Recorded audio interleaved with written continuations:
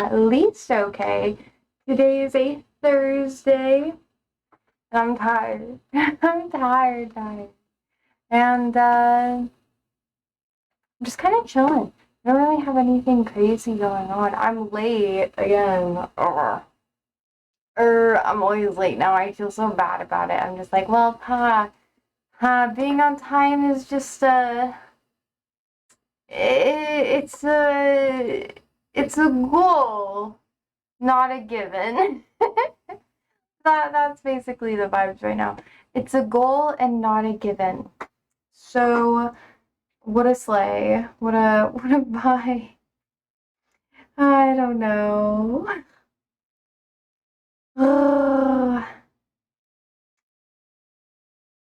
Anyways, another day, another slay. I'm gonna. Oh no. No. I think I'm just gonna vibe. Hi, George. Hello. Let me update everything to refresh my vidya. My vidya. Oh, Raheem's here. Hi, Raheem. How are you? Hello. How are you? Hi, Ollie. What have you been up to? I mean, both of you. You can tell me. I swear. I won't be like mean about it. I could, but I choose not to. I'm good. How are you, Josie? I'm good. I'm just hanging out today, honestly. I'm tired. It's been a long time. Yeah, it has. I've been busy, and I bet you have too. Ah, I like slept on my jaw wrong. You can kind of see it.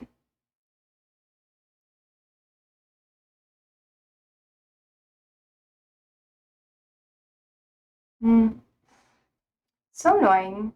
I have like bone problems. Sometimes like I slept on my side and I slept too hard and it just like messed up all my joints and now I'm just like which is so silly, but that's okay.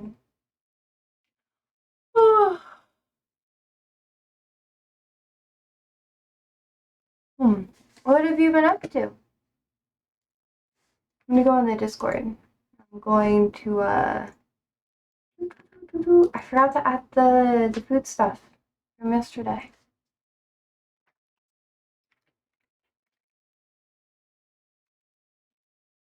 If the internet's really spotty, I cry. It's not intentional. It's been problematic today. Hi, Type 2. Hi, how are you?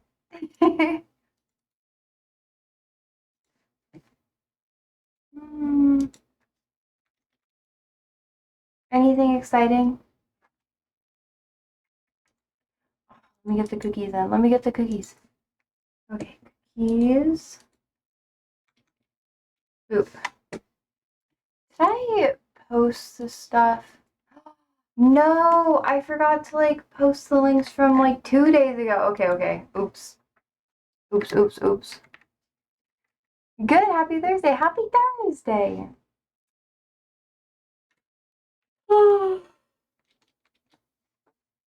I'm almost done, y'all. Promise. Plant. Yep.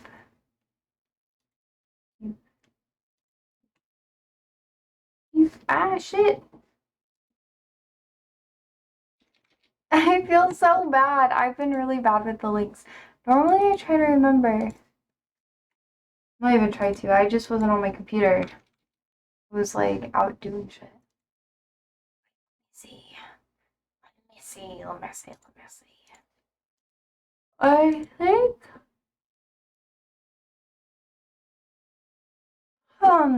I think that's everything. Hot diggity dog. Okay. Only behind, only late. What?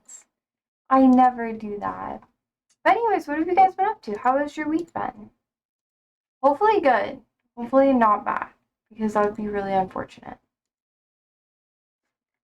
Just so you guys know, I am a little bit tired today. I literally could go nap if I could. I'm so tired. Oh my god, George says, hey, I haven't seen anything on your wish list for a while, so I picked out a couple things. So check your P.O. box next Tuesday. I know, I kept forgetting. I've been so everywhere lately. Oliver!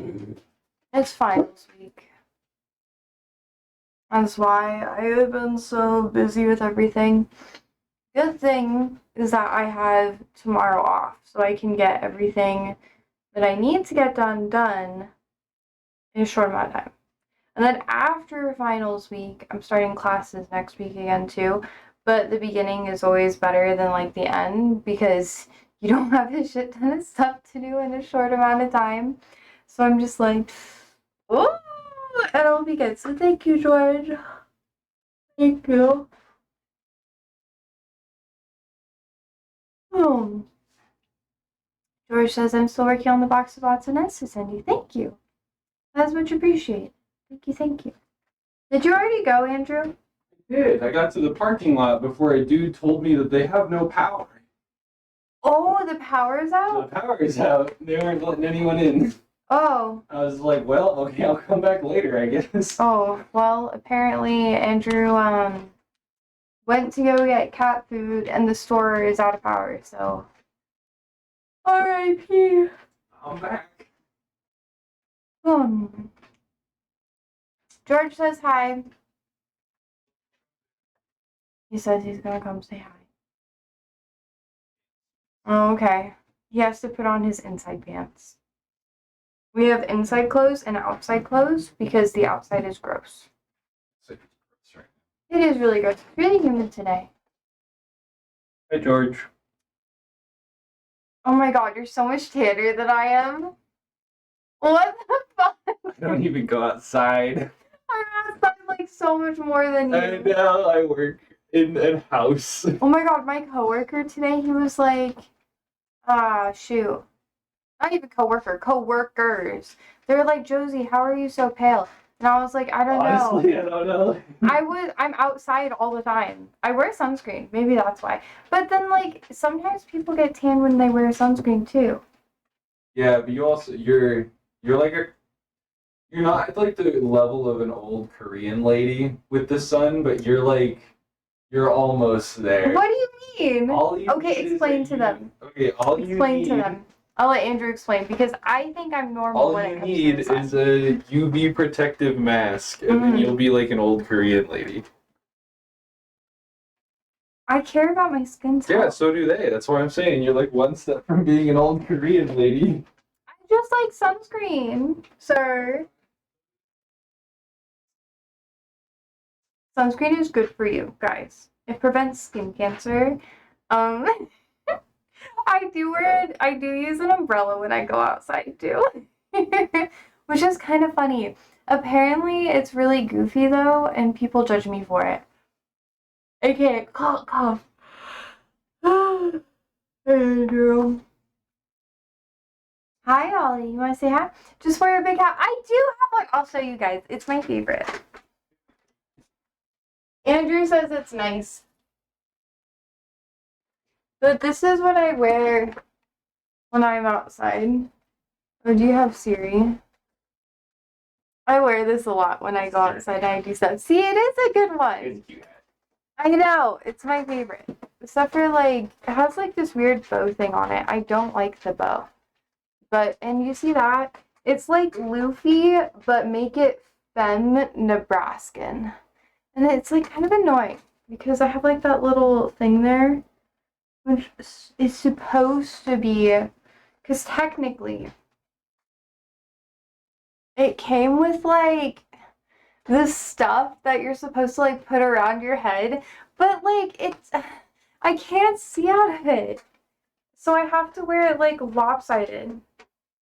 And then there's that little thing. It's really annoying, actually, which is okay. It is the big hat. I wear it a lot. I wear it when I garden. So I'll be, like, mowing my yard. And my neighbors will be like, oh, she's out again. And I'm like... I wear this a lot. And then I'll, like, angle it so that the sun doesn't hit my face. But you guys have seen me. I just burn. I burn every time. Wow. Did you bring me a toy? Can you hand it to me? Can you give it? Give Ollie. No, you gotta give it. I'm not doing tugs. No tugs. He wants to do tug of war. I don't want to do tug of war. Oh, there's Sibi. And Ollie's hitting me with his tail. Being a boost. And there's so many animals. Hello. Wow. Wow. You know, I always forget he's such a big dog. He weighs 110 pounds, y'all. I say that a lot, but it's because I kind of forget about it. But he's a big boy. And he's a good boy. So it's fine. But you're a big boy, Ollie. Yes, you are. My neck has been so sore, too. Right here. Ugh. Anyways. I feel like it's good to be cautious, you know, about the sun. The more freckles you have, the more sun damage you have, okay? Okay. And that's a vibe. And I don't mind. What else? What else? What else? I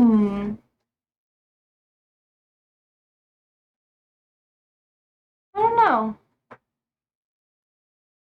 Yeah.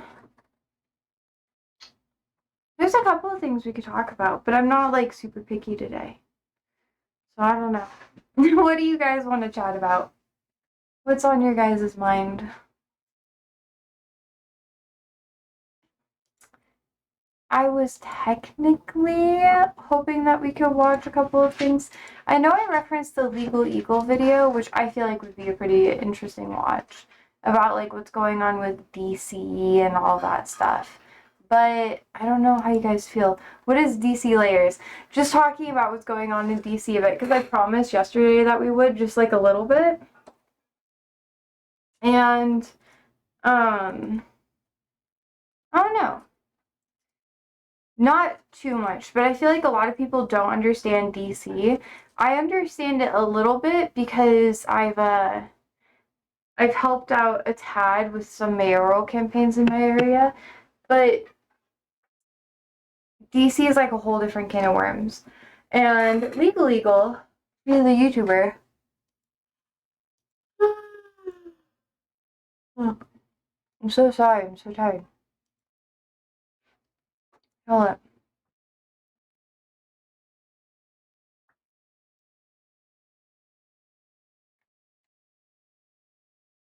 Legal.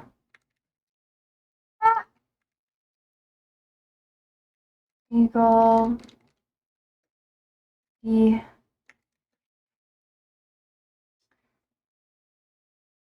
Yeah, but he's I think he's from DC because he's talked about it quite a bit, and he created a video called Trump deployed the military to my city, which is interesting because technically, if I remember correctly, his specialty is in personal injury law, which means like if you were to get hurt like in a car accident, then you would like, you know, sue someone, or you would like get him as like your representative so you wouldn't get in trouble for getting hurt. Or you could also work with like the medical system and so on and so forth. Personal injury can like encompass like a huge variety of things. So it's technically not his specialty, but he is from DC and he lives in DC, which is why I wanted to include him, because he posted it yesterday and we talked about it 2 days ago. And I was like, oh my god, this is like perfect. This is perfect timing. Because he kind of fills in the blanks of the stuff that I don't know as much about, because I don't live in DC. Most of what I know about DC is what I learned in 2018, 2019-ish, when they were really trying to push having DC be more of like have statehood. I think it had to do with, give me a second. 1 second.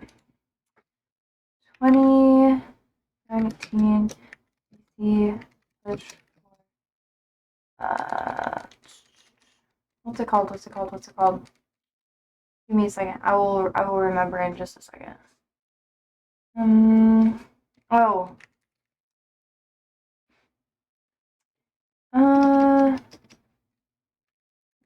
Laws, I think. I think they try to do like a law enforcement thing.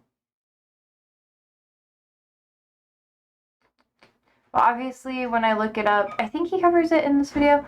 Oh wait, in 2019, Washington, D.C. legislative priorities and actions encompass various domains from budget matters, blah, blah, blah, blah. Significant investments in early childhood. Wait, hold up.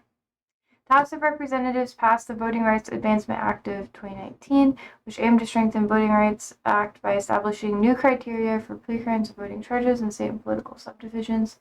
The bill also increased temporary seat voting changes and allowed the Attorney General to request federal observers in areas with threats to voter access.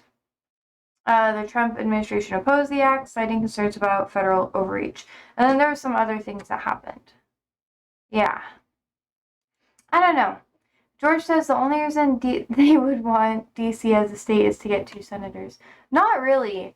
D.C. doesn't really have a lot of rights. That's why I wanted to watch this video with you guys, because I think he's going to talk about something that happened during the Biden administration.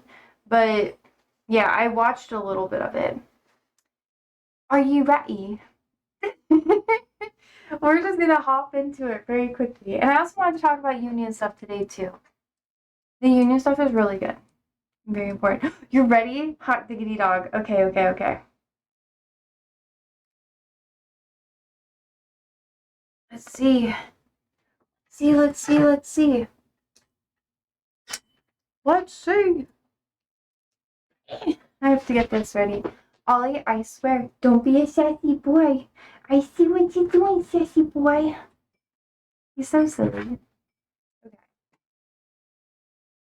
I don't know. I knew this would happen. There we go. Heck yeah.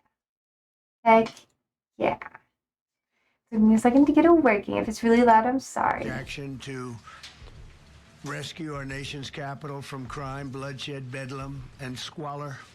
Families come It's really bad. Let me do a speed test. It's been really bad lately, like all day.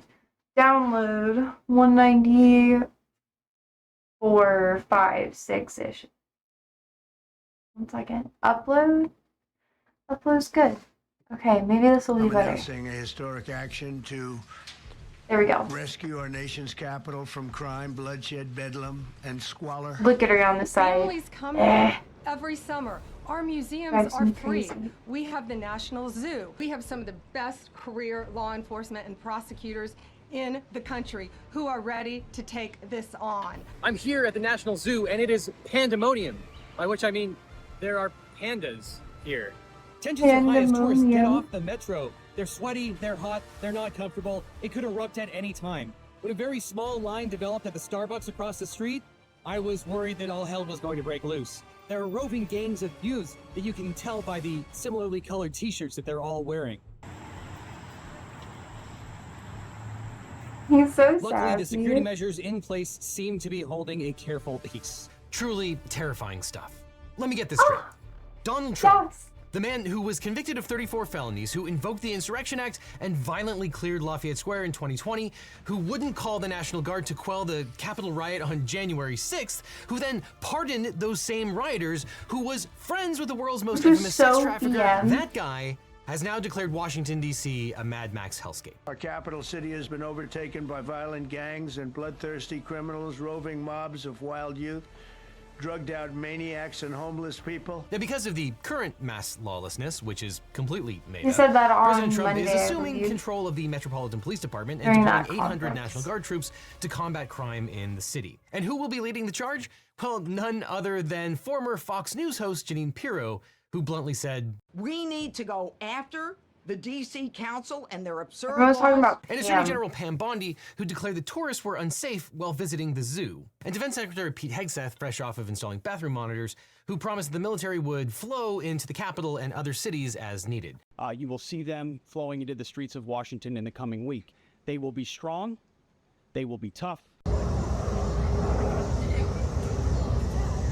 Trump's allegations that the city has been overrun by bloodthirsty criminals, roving mobs of wild youth, and drugged-out maniacs are not true. But even if it was, does the president have authority to take over Washington, D.C.? Well, Trump started laying the groundwork for the takeover in This early is the August, important when a part. high-profile member of DOJ, Edward Corsetine, was the victim of a carjacking by 2 Maryland teenagers.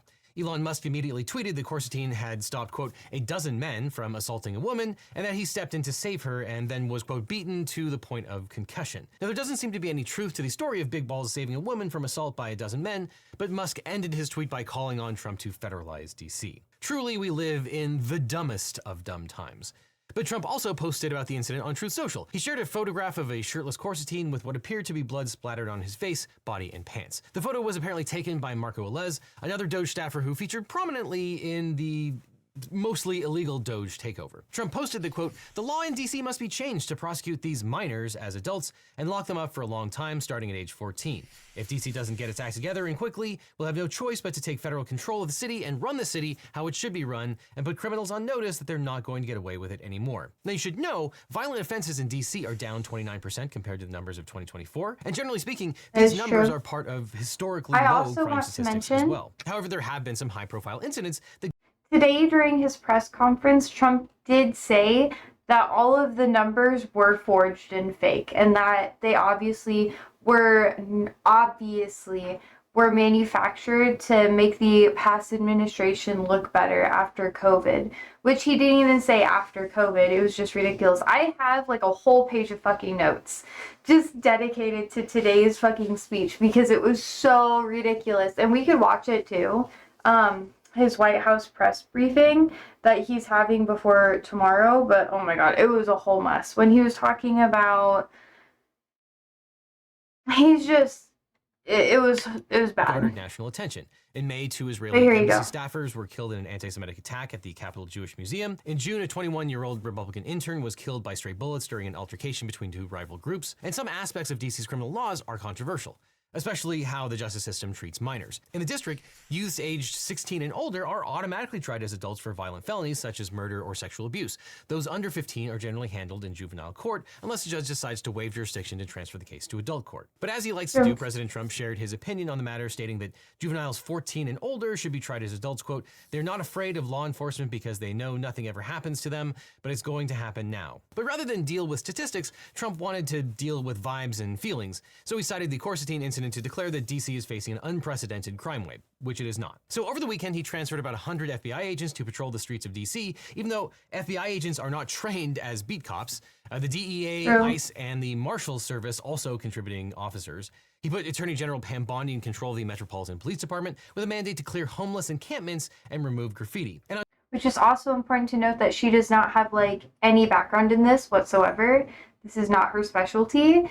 But on top of that, he's calling up the DC National Guard. So it turns out he does know how to call up the National Guard. Trump's orders state that the moves are necessary in order to stem the dramatic rise of crime, which, as I explained, does not really exist. And in fact, in January, the Justice Department announced that DC's crime rate had fallen to its lowest point in 30 years. And that announcement is still up on the DOJ's website. But the question of when to try minors as adults is the subject of a decades-long debate in criminal justice circles, and it's fine for the president to have an opinion on criminal justice issues. But the appropriate age to try children as adults is a state and local issue everywhere except for DC, where the city is allowed to make its own laws unless Congress doesn't like them. That's right, over 700,000 people live in Washington, D.C., a population larger than Wyoming, Vermont, and Alaska. But unlike those states, D.C. has no governor, no senators, and no voting representatives in Congress. That's because the framers wanted the federal government to control its own seat of power, so no state could meddle in national affairs. Article 1, Section 8, Clause 17 of the Constitution gives Congress the exclusive legislative authority over the Capitol. That arrangement loosened in 1973 when Congress passed the D.C. Home Rule Act, this is what I was mentioning on Tuesday. Tuesday. Mayor and city council and manage local affairs. Under Home Rule, the mayor runs the city day to day, but Congress can still override D.C.'s laws or revoke Home Rule entirely. And And it's also important to mention, I don't know if he's just about to mention this, but Congress has to approve of every single change to DC. So if city council or the mayor or whatever wants to pass like a regulation that would be long standing, they would have to approve of it. So it has to go through like Congress as a whole. So like the House and the Senate, which is like, ooh, but you know. Contrary to what the framers wanted, this system of government allows the states, through their elected congressional representatives, to meddle in DC's local affairs. Now, this hybrid system of federal and local control isn't a great deal for the people of DC, because it means that Congress has the right to overturn laws passed by the district, including its budget. For example, in March of 2025, Congress passed a continuing resolution that cut $1 billion from DC's budget, even though, unlike the federal government, DC does not have a budget deficit. 75% of the city's funding comes from local, not federal sources, but the city was still forced to cut some services as a result of congressional meddling. And that's not the only time that Congress has intervened to stop DC voters from self-governance. DC residents voted to legalize recreational cannabis, but since Congress will not allow the district to spend funds on legalization, the city has a convoluted gifting system alongside a retail ban. Republicans have also threatened to limit or even ban abortion. Again, this would be against the will of the voters. And President Trump has now vowed to deploy the National Guard to take over the police department and overturn local laws he doesn't like. So let's consider whether he has the authority to do any of that, starting with controlling the DC National Guard. But whether they have the authority or not, now might be a good time to remove your online personal data. Because if you didn't know, data brokers vacuum up your personal data from all corners of the internet and sell it to anyone who wants to buy it. But you can fight back and take control of your personal data by... There you go.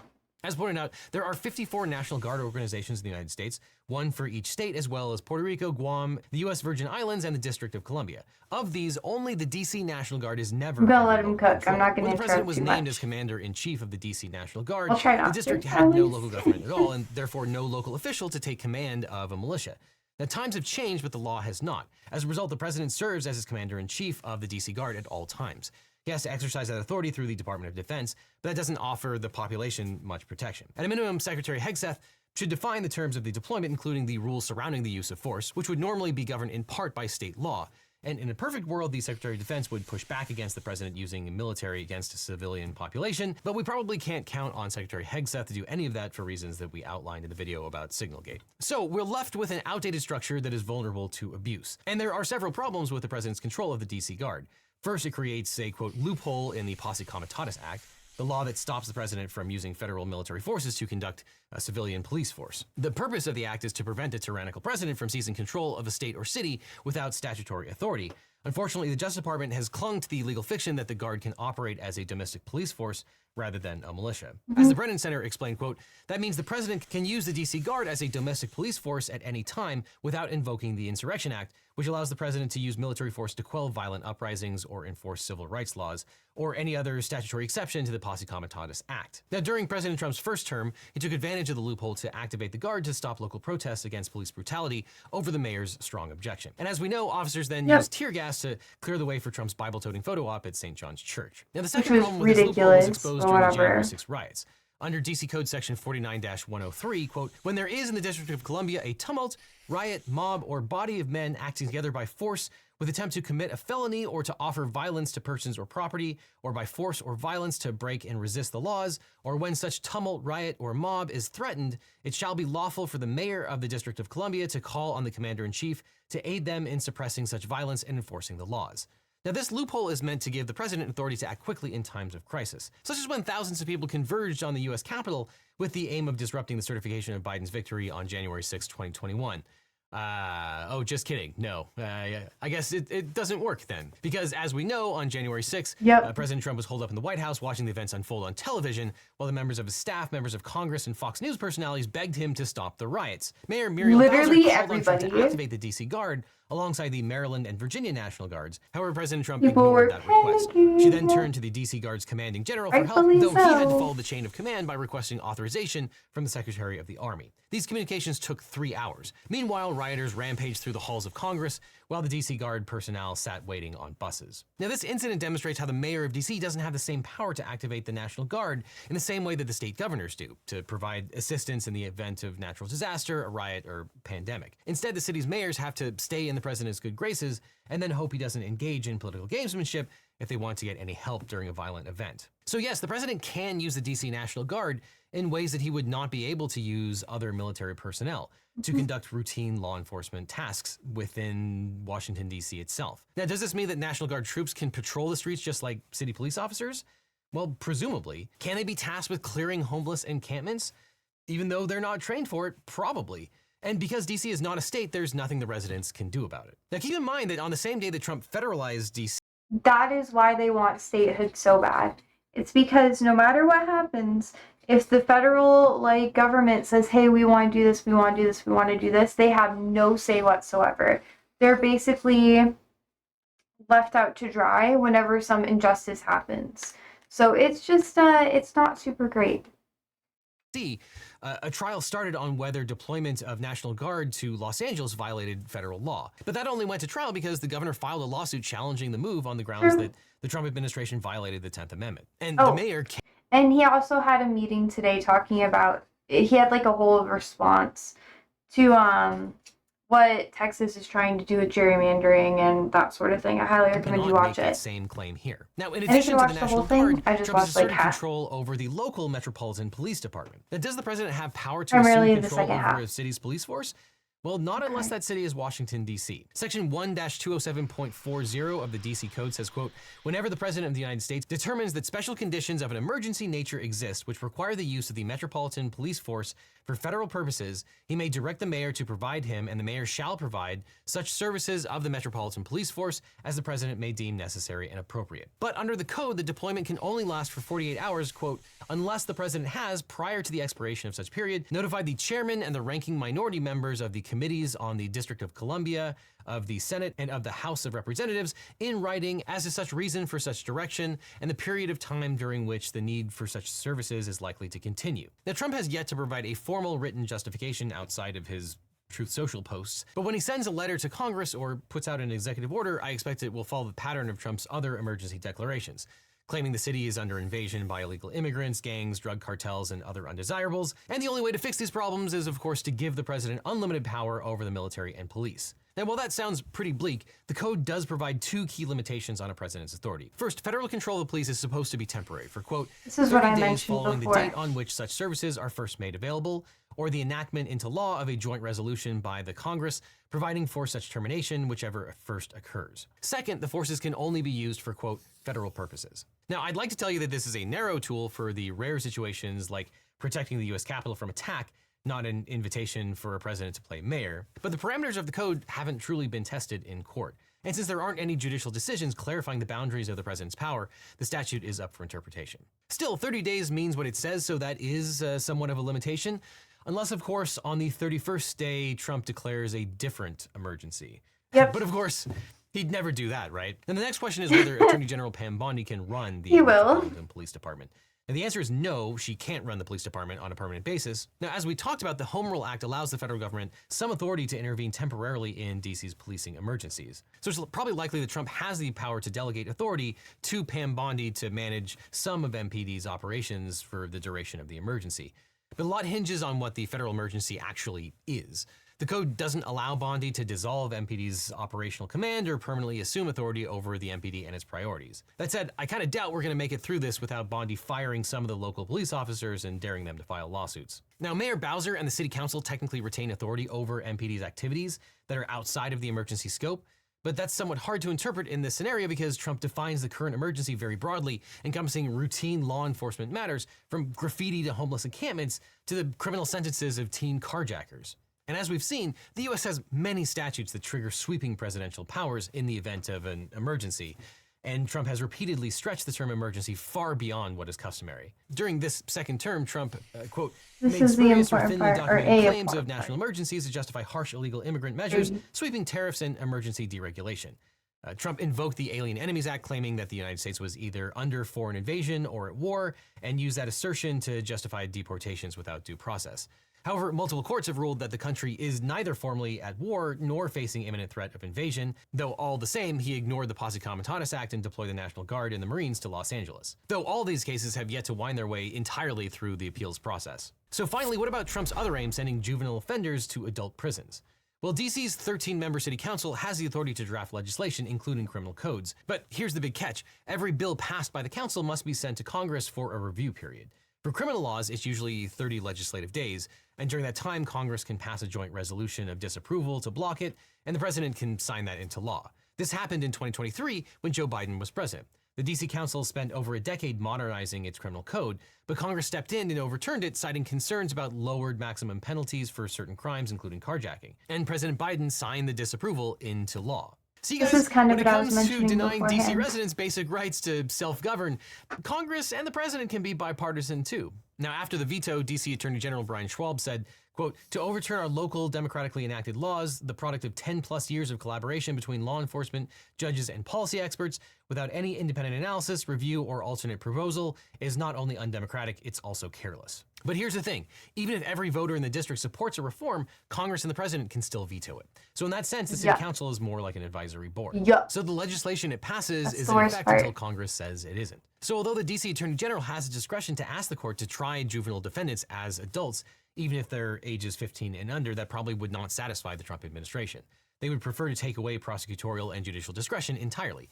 And although Trump and Congress could repeal that provision of the law, they've made no move to go through the legislative process. But for the next 30 days, if you're walking down the street in DC, you might want to watch out for federal troops, FBI agents, and commandeered MPD officers. And if they arrest you, you're going to want a good lawyer. Luckily, I know a guy. Now, after I started this channel, every week I did. I don't know why it's pausing so much. It's been like this all day. I don't know how many videos I'm going to be able to watch. But long story short, now he's just advertising his like legal firm. Did that answer your questions? Hopefully it did, because there's lots of stuff that's like very how do I put it? Problematic when it comes to DC as a whole. DC's been really trying to fight for statehood for a really long time. Even the current mayor, she has been trying to advocate for statehood as well. But I think it was 2 days ago on Monday. Actually, no, 3 days ago. Fuck. Like Monday afternoon, kind of like evening-ish time period. She had a press conference where I think it might have been Tuesday. I don't remember. Whenever I talked about it. I think that was Monday and Tuesday. But, however, she had a press conference where she was talking with the chief of police in DC, which let me be sure it is the chief of police. Like, I am correct in my assumptions. Chief of police, DC. Yeah, Miss Smith. Okay, so apparently in the interview that I was watching, it was from their local Fox station, which isn't like Fox News. It's like different, I believe. But anyways, I have no idea if they're affiliated. That's something I wanted to look into. But long story short, they were chatting before the whole thing started, and I don't think they knew that they were live, but they were doing small talk.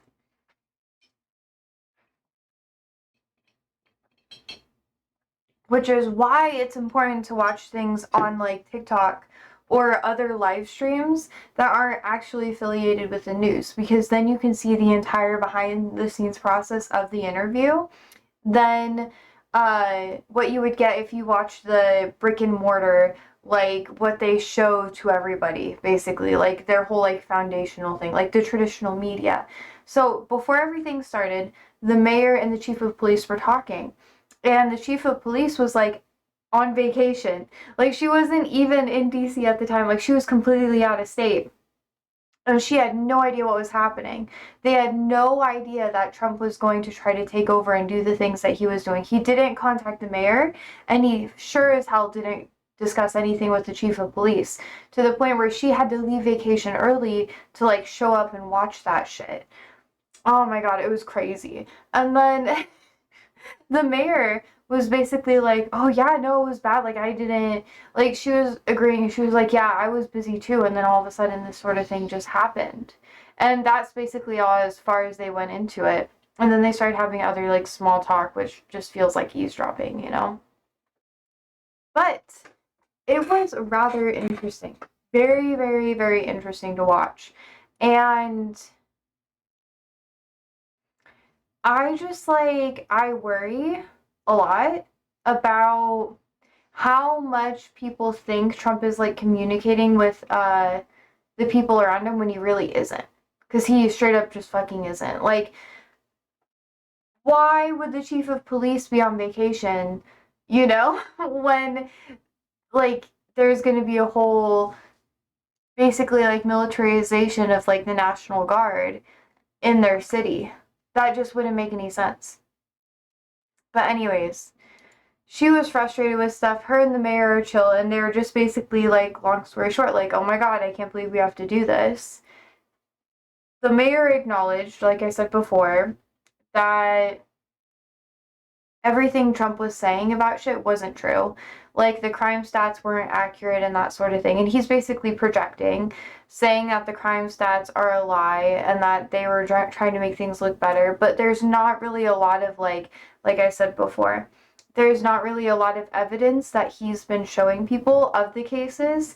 And he's not telling people whether or not the arrests, even if they were valid, if it was something that they were looking into long beforehand, or if it's something that they're just accumulating together all at once.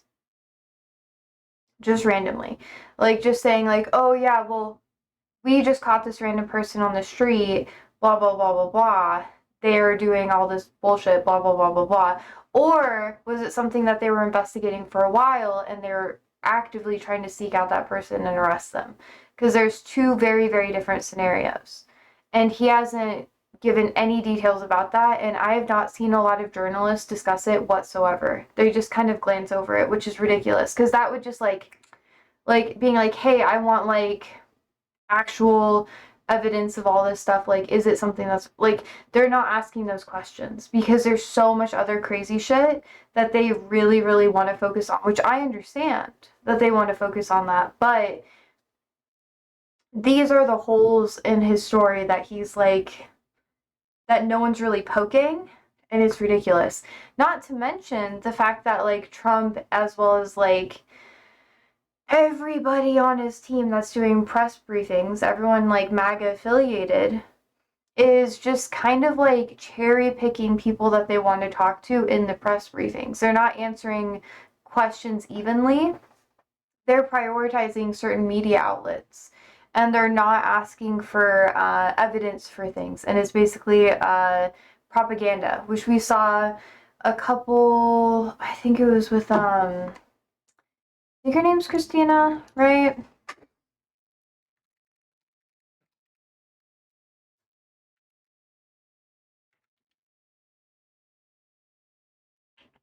Carolyn! Yeah, her name's Carolyn, sorry. I don't respect her, so I struggle with that.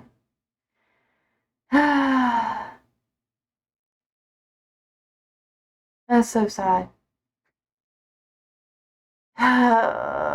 Yeah, Miss Levitt. Carolyn Levitt. Who was the lady who stepped down?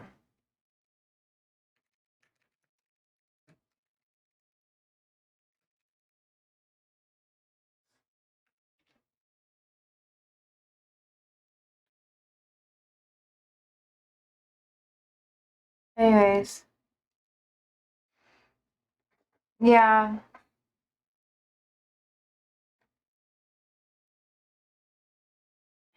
It's just there's a lot of stuff that's happening. Lots and lots and lots of stuff that's happening. And I'm just like, ugh. I'm sorry, I'm not always the best with names. If I don't respect you, I don't really remember your name. So, which sounds kind of bad and doesn't always help me when I have these discussions. But yeah, I really, I struggle with that. And I'm trying not to come up with like random names and be like, oh, this person who looks like this. Yeah.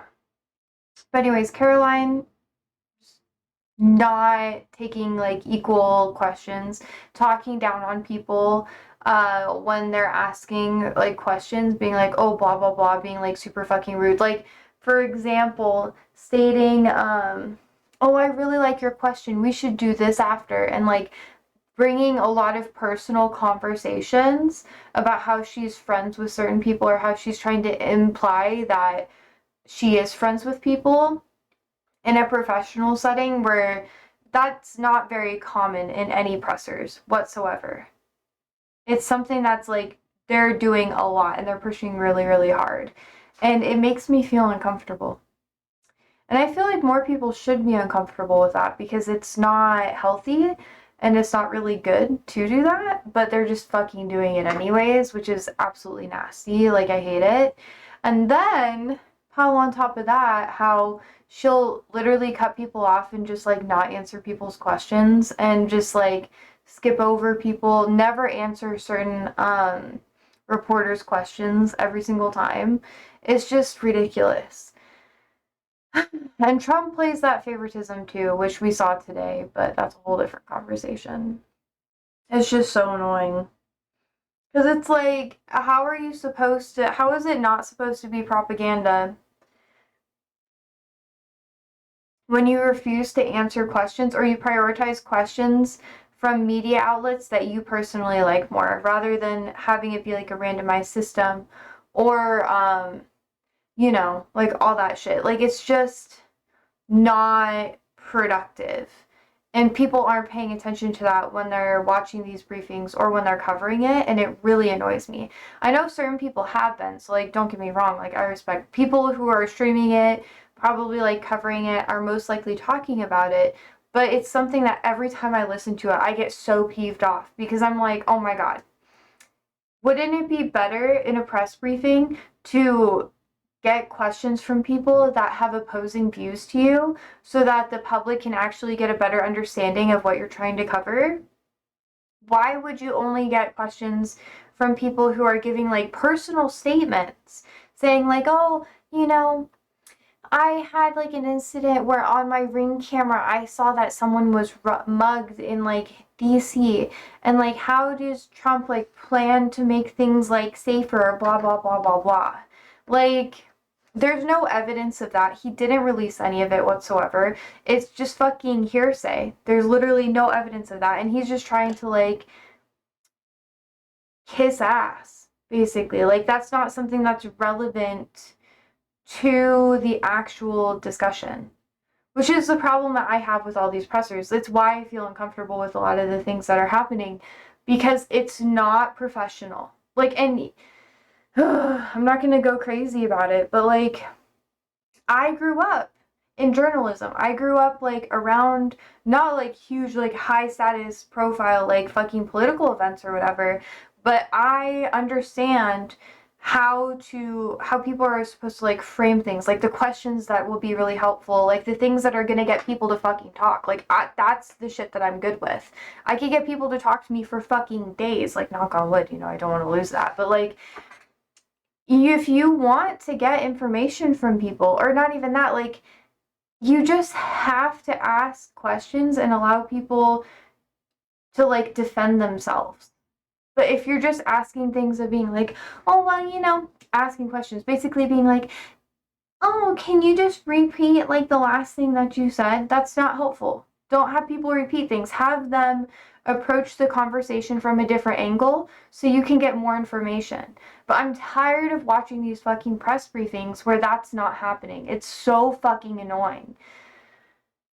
Sorry to like vent for a second. It's just, I watch them multiple times a week now, and it like drives me crazy. Because it's like, are you serious? And it's just gonna get worse. Like, they're already kicking people out and like different organizations out of press briefings and banning them, or and they're prioritizing like conservative talking heads, which is so stupid. Because it's just not productive. Like, if I was running that shit, I would prioritize different people's perspectives, because it's a wonderful opportunity to, one, gauge how people are talking about you, what they're comfortable saying in like an environment with all of their peers, and gauge like everyone's perception of these topics. If you choose to not do that, you're losing out on important data, which I don't think that they even care about. They just care about promoting their message, and that's how you know that they're not doing the right fucking thing. It's just annoying. It's just fucking annoying. It's lazy. It's just lazy. That's the word. They're being fucking lazy. And I'm just like, come on. Like, if you want the information, it's all right there in front of you. You could be, oh my god. Anyways. I could go on forever. But I also wanted to talk about like unions today.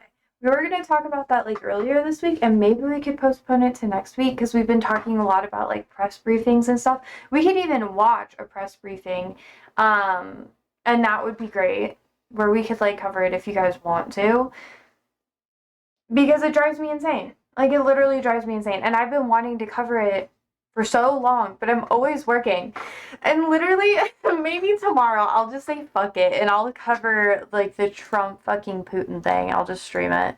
Because I'm just like, if I didn't work, I'd be doing that shit. I literally would be, because it just, that's the stuff that I like to talk about and cover, because it's interesting to see like how people are going to have questions, how people are going to investigate, because it tells you so much, not only about the organizations, but I don't know, the list goes on and on. The organizations, the reporters, and the information they're willing to give. Because it's in what people don't say that tells you the most information.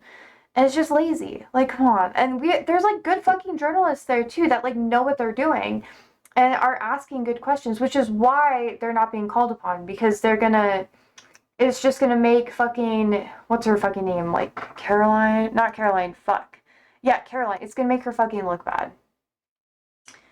So, like, doesn't even have the courage to look bad for like 5 minutes. It's so stupid. If you're so fucking afraid of looking bad, you're never gonna be successful. Then the minute that someone catches you in a bad argument, everything falls apart. It's just, come on. If you're gonna be a bad guy, do it fucking right. Like, Jesus. This shit isn't even gonna last like 6 months. Probably 15. Honestly. And then people are going to be like, oh, wow. And then she'll be like booted.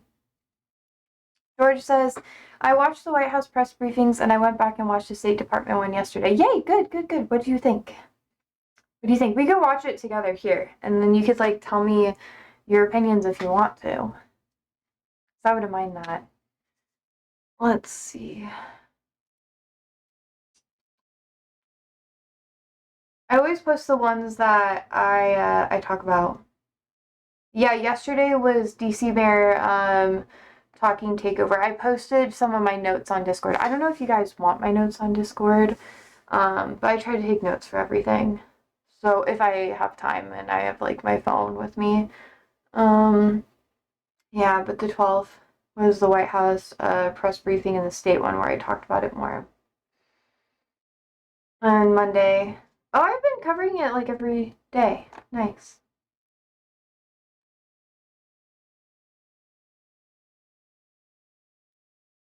Man, if I just could do this all day, I would. I really fucking would. Yeah. The Tuesday one. Too bad Miss Nadia wasn't there, because she's a good fucking journalist. I don't remember what organization she's from. I think she might be from Al Jazeera. Let's see.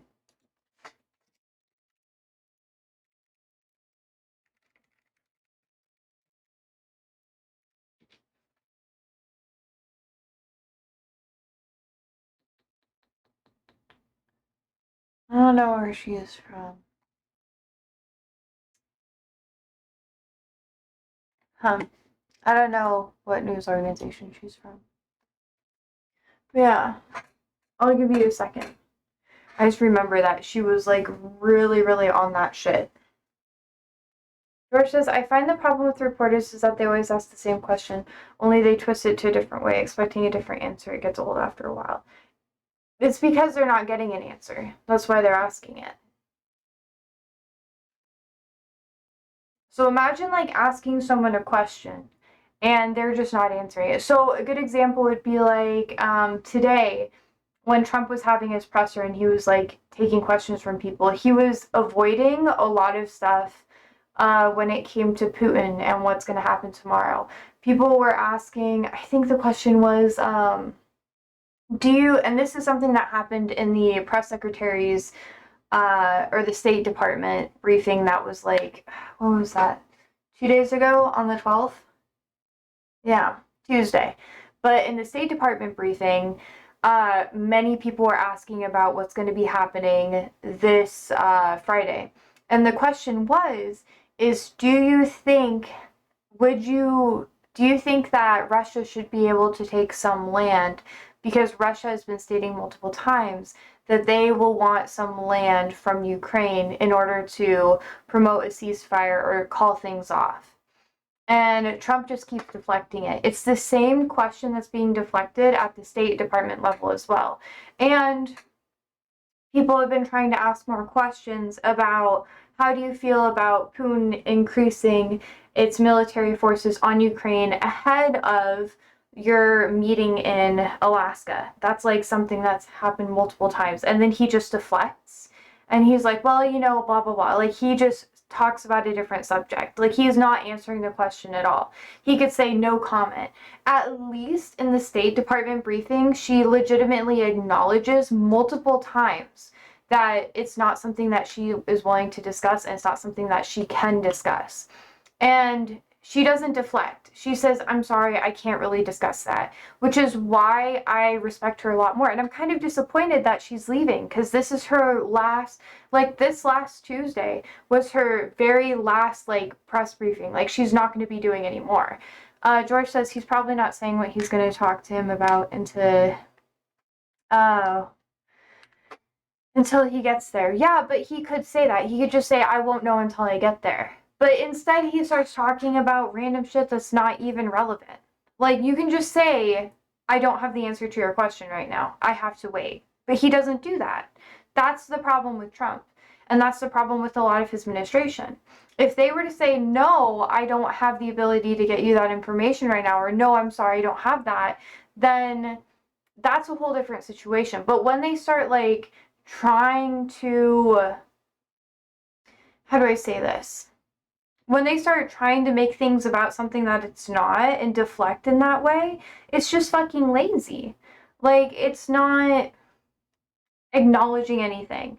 The commentary about, how do you feel about Putin saying that he wants to have more land from Ukraine in order to stop things, have that ceasefire, right? He started talking about how, Putin has, a lot of, good ideas and blah, blah, blah. He just started going in circles into another direction.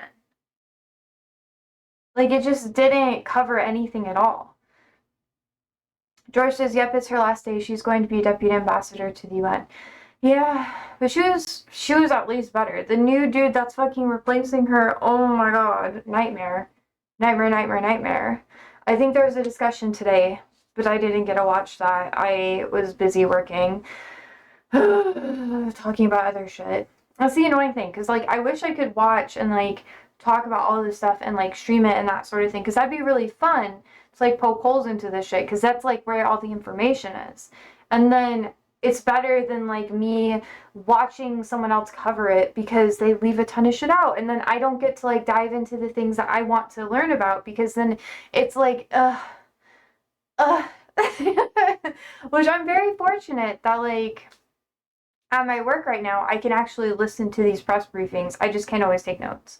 And I do miss some of them, which is sad. I cry. But anyways, it's still important, And I'm just disappointed, because she actually had the integrity to be like, I can't discuss that.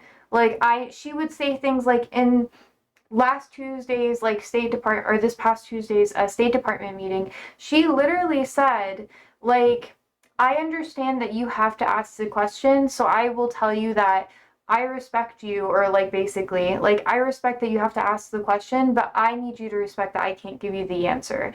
And she had that humanistic response that is lacking from Trump, and it's lacking from Caroline, and it's lacking from Pam Bondi. It's lacking from literally everybody. Fucking everybody. Because they're not willing to be I understand that you have to do this, and I understand. And if they had that humanistic approach, they would be doing so much fucking better. It just takes that. They wouldn't even have to worry about a lot of the shit that they're doing if they did that. And that's not me being pro-Trump. That's me being they're so fucking bad at their job that they can't even do that. And the person who can do that, they're just putting them into a different position that's gonna make things... This is why I'm so frustrated, because it's like, if you're gonna be a bad guy, if you're gonna do the bad guy shit, at least do it fucking well. You know, like, it's just disappointing. It's disappointing. Whatever. Whatever. Sorry, I could vent about this forever. And it's just, that's why I get frustrated, because it's like, she's moving, which, like, she's not even that great, honestly. Like, I don't like her as a person. I don't like her perspectives. I don't like what she stands for. I don't like that shit. Like, I really don't. But it's like, at least she had an ounce of integrity. At least she had an ounce of, like, understanding for the people that she was working with. And then you have Caroline, who fucking talks down on everyone all the time, which is absolutely ridiculous. And then is like, oh, well, you know, blah, blah, blah. Even the lady from the State Department, wait, let's get her name.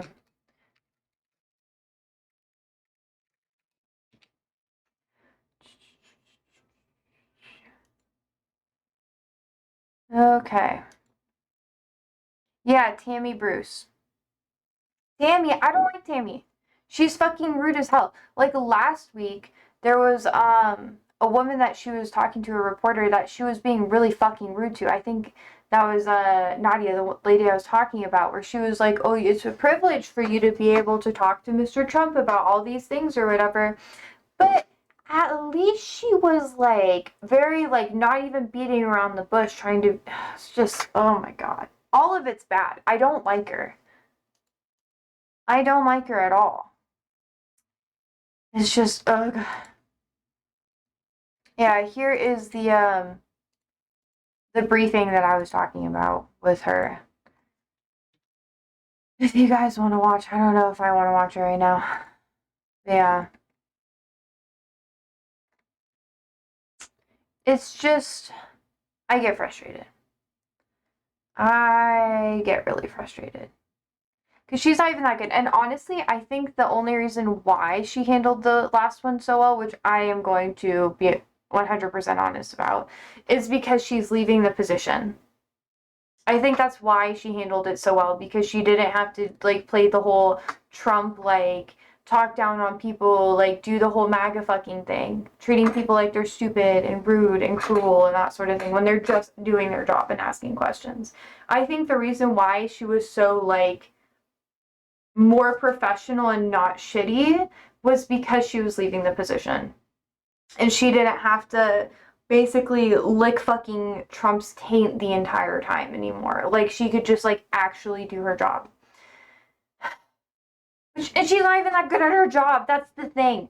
That's the fucking thing. I'm hyping her up, but that's not even me hyping her up because she's good at the shit. It's because compared to Caroline, she fucking sucks. Like, she still sucks, but she's better than that.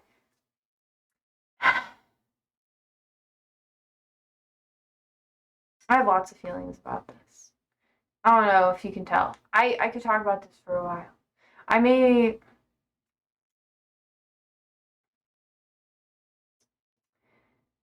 you know, I'm chill. We're chill. We're chill.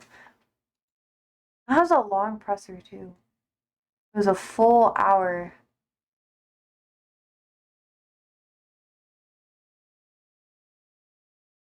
Yeah, she wasn't even that, like, great. Like, let's see.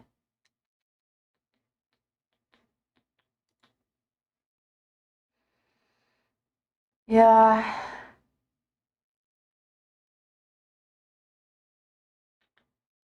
Yeah, August 5th, she was kind of bitchy, too. That's a whole different thing. She's normally kind of bitchy.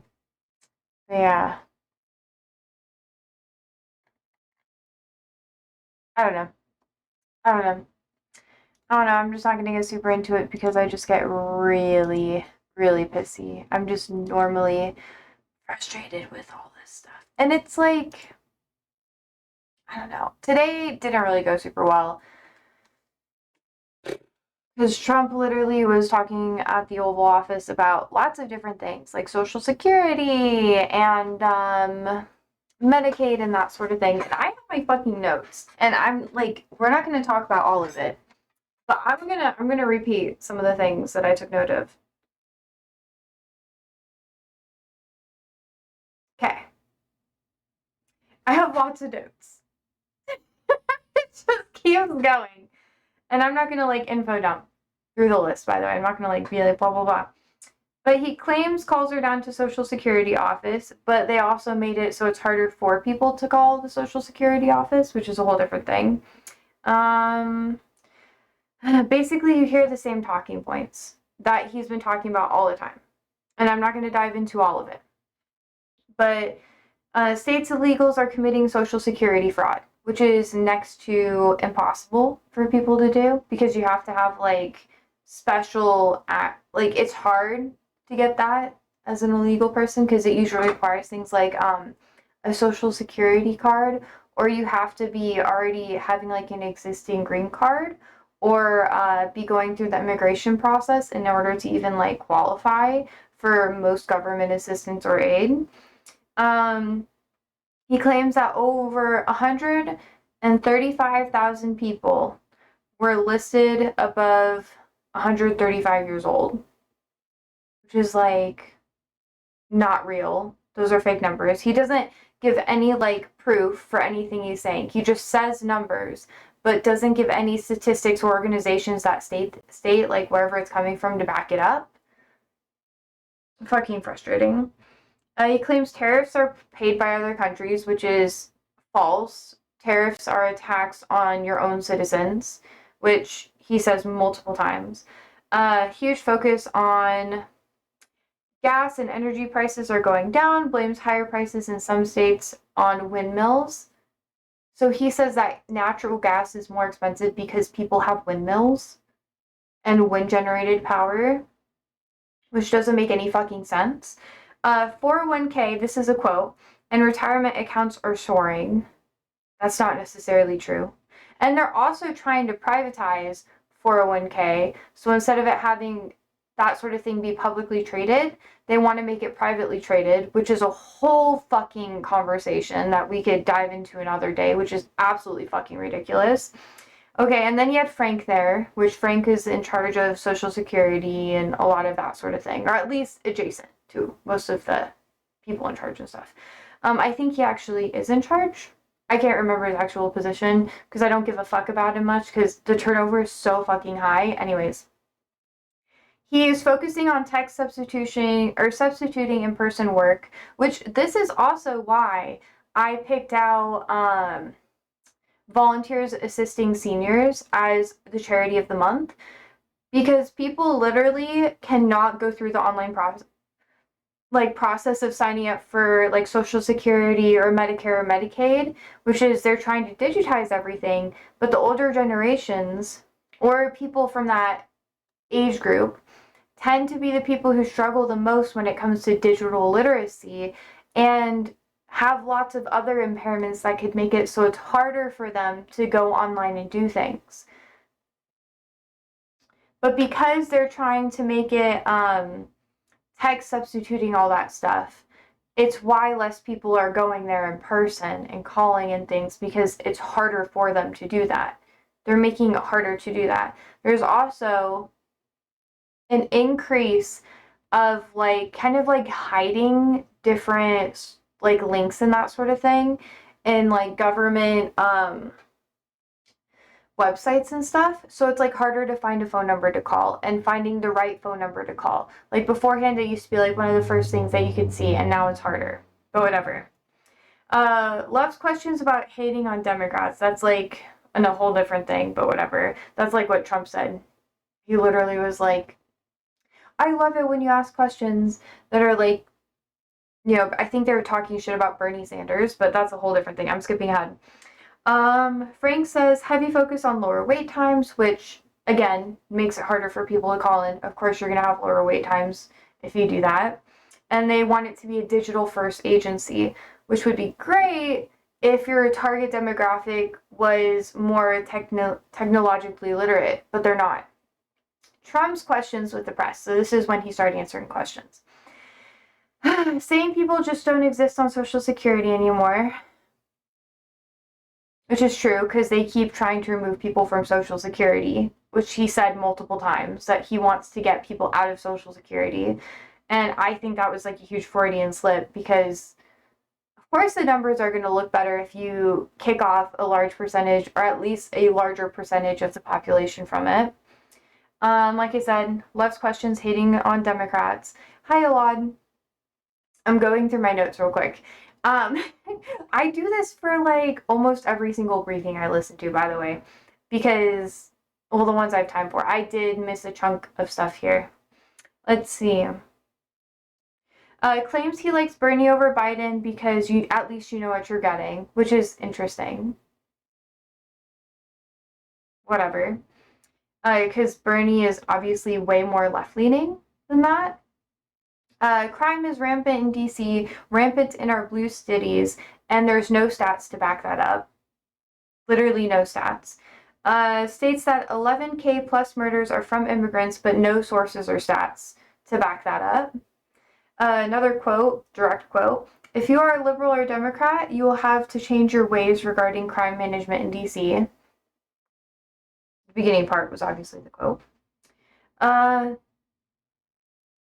Not wanting to give more to Ukraine directly due to funding concerns, because he wants to get more from Ukraine. And that's when they started asking questions about like Russia and that sort of thing, and he started getting pissy about it. Says terrorism in DC is not as big of a deal as DC changes their policies and how they're doing things. So there's a question from a reporter where they were asking, hey, are you worried that terrorism may become more rampant in DC because you're asking the police force to do more nightly patrols and stuff, and they don't have the same amount of resources delegated towards anti-terrorism investigations and stuff like that? And he said that, and I'm paraphrasing here, but he basically said, I don't care about that. I care about the crime rates in DC. Which was frustrating to listen to. And he said crime stats are fake in DC and in blue cities where they're lower. He says that it's artificial and fake and that people should be arrested for it. And then he went on a rant, and in that rant, I'm almost done, by the way. I only have 2 more points. In that rant, he says Russian ties are fake and those promoting it are criminals because he had to bring it back to Russia, even though no one mentioned it at that point in time. And he says he claims museums need to stop being woke and need to do better. And that was when he was asked if he was trying to rewrite history, and that was the last question of the press briefing. And if he felt that, if that's exactly what he's trying to do, and he was like, museums need to be less woke, and he never really said that he wasn't trying to rewrite history. So there was that as well. The deflection, talking about something else when not answering the question again. We could watch this if you guys want to, but I'll probably lose my mind.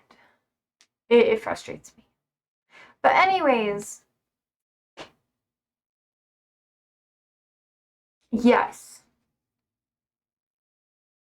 It drives me nuts. Alad says, hey. I know you said hi, Alad, and then I just kind of like brushed over it because, yeah, we're talking about the press briefing. It was just so interesting. Honestly.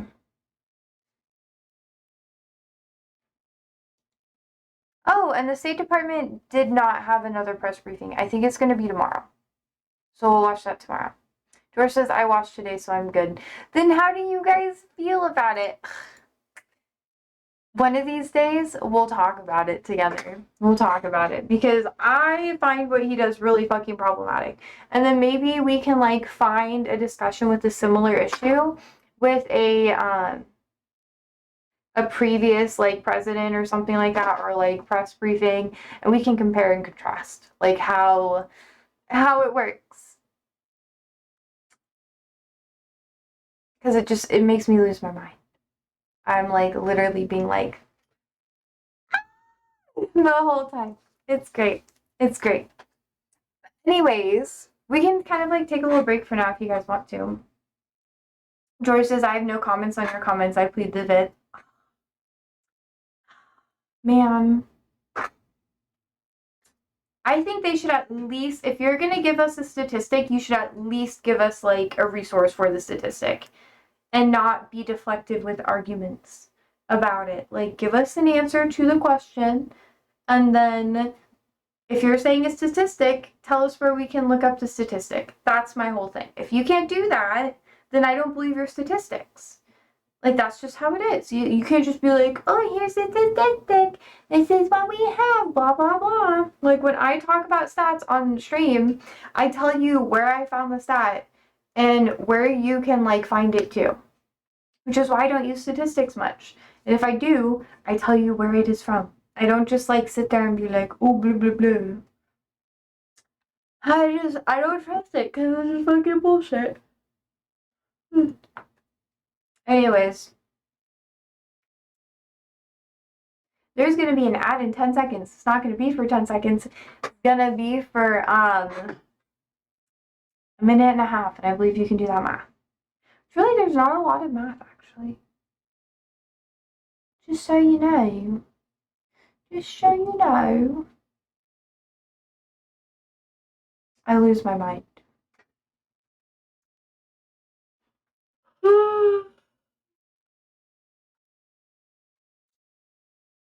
I'm not grilling you, George, by the way.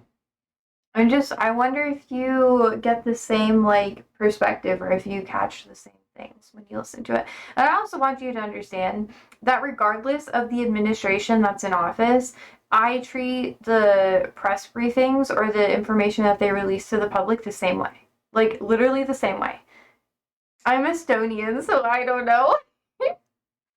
I know. Isn't that close to Russia?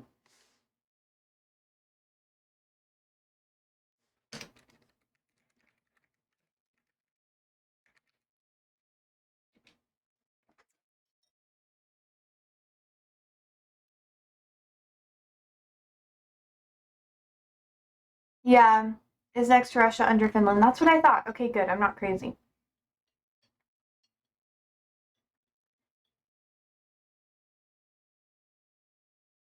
You won't believe what Estonia is doing at the Russian border. It's launching the Baltic Defense Line. Is it still doing that? George says, oh, hell yeah. George says, on DC, I don't care if he sends in the Boy Scouts. It needs to be cleaned up or it's a shithole right now. You've never been to DC, though. Like, have you been to DC? And also, do you even believe in the crime stats of DC? Like, or do you believe what Trump's saying? Because Trump hasn't given any, like, counter to the actual statistics, by the way. Yeah, a lot. I was wondering, what does the,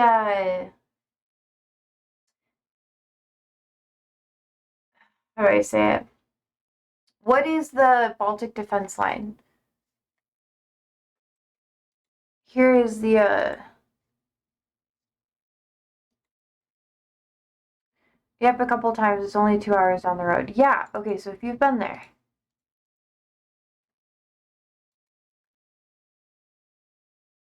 There weren't even any, like, protests in DC or anything bad happening. If you can, though, if you can take the field trip, I would recommend going to DC. I mean, obviously, like, be wary of the military and stuff, but yeah. In this video, a lot, we can watch it if you guys want to, but the Baltic Defense Line is interesting. A lot says anti-mobility defense installations and about 600 bunkers. Yeah, can we watch this real quick? I mean, are you cool with that, or would that be, like, too much? I don't want to put anybody in, like, a weird position. So if you don't want to talk about that, that's, like, cool. You're okay. Now you're cool with that? Okay, sorry, George. I do want to talk about the defense line. George says, my niece just went a little while ago. Her and her friend were scared when they left the car and walked to the mall. Are you guys from a small town? Or is she from a larger town? And also, what part of DC? Because that all matters. Just because you're scared going from point A to point B, are they from a larger city? Do they frequent larger cities? how often are they in like large situations? Like I respect that they were scared, but my family literally was scared for me to move to a larger city here in Nebraska. They wanted me to go back to like the small town that they lived in. And when I decided to move to a larger city, they were like, oh, bad shit's gonna happen to you all the time. And my grandmother literally had a panic attack when she saw a black man. So like she said that where I wanted to live was dangerous because I had a black neighbor. So, yeah, I'm not saying your family's racist. I'm just saying that, like, there's context, and the context matters.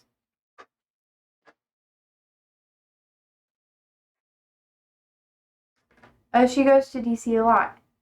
Okay, but how much is a lot? And what parts of DC? You don't have to tell me anything if it's like doxing. But these are the questions I ask when people tell me things. Like, I don't take things at face value, like, ever. Like, ever. I do not trust that. I have trust issues. Let me pin this for, like, let's do 25. 27 is probably more like it, honestly. Here's the video. Like, I care, and that's why I'm asking the questions. Also, do you see this like activate Windows thing? No, you don't. I use a separate profile sometimes, so this is my streamer one, and I should probably like fix that up. She plans it so she's not in the bad section of the city. This was next to the mall. There's a couple malls in DC though. What mall? Like,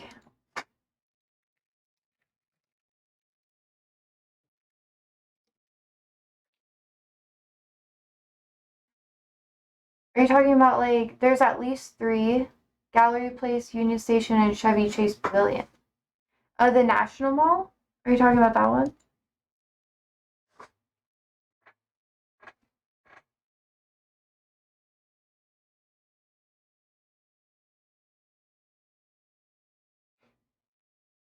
I'm asking clarifying questions, by the way, not trying to be antagonistic.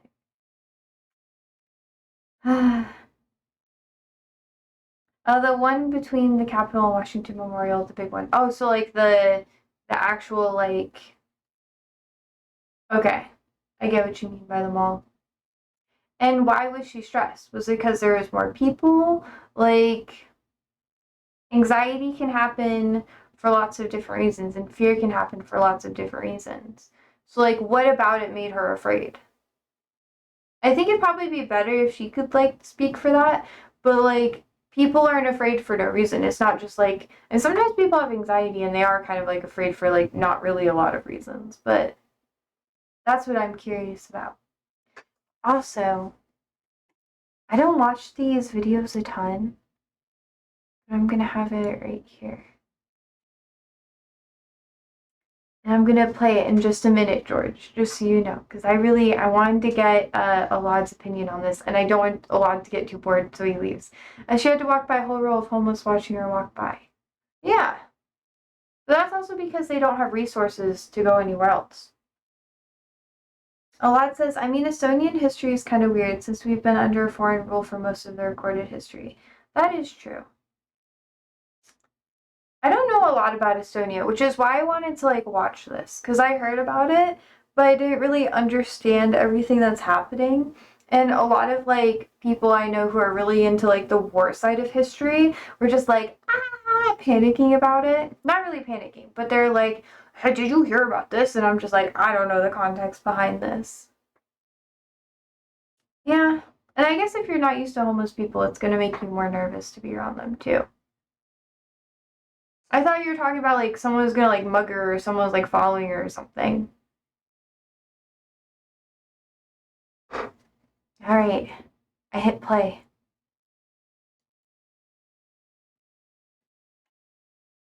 While the world watches You Ukraine. see how like it's so skippy? That's so annoying. It's been like this all day. We do a speed test. Been so, like, all day.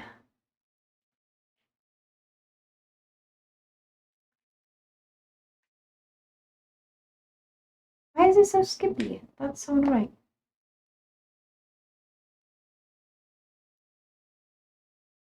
Estonia is preparing for what could come next. Alongside Latvia and Lithuania, it's launching the Baltic Defense Line, a sweeping, multi-country project to turn their shared borders with Russia and Belarus into one giant military It says we're just preparing the invasion that might happen in the next following years. Better safe than sorry. That makes sense. barricade. We're talking 600 concrete bunkers, fortified supply points, and layered defenses stretching across NATO's eastern edge. It's not a bluff, it's a signal. If Russia tries to roll west, it won't be easy or cheap. So what exactly is being built, and why is Estonia, of all countries, taking the lead? To answer that, we have to rewind the clock, way back before modern Estonia or Russia even existed. Between 1940 and the late 1980s, Estonia, Latvia, and Lithuania existed as union republics within the Soviet system. But unlike other Soviet territories that had been part of the Russian Empire for centuries, the Baltic states maintained distinct national identities, languages, and cultures that never fully assimilated into the Soviet framework. Sure, the Soviet efforts to repopulate the war-struck nations and remove national identities over unitary ones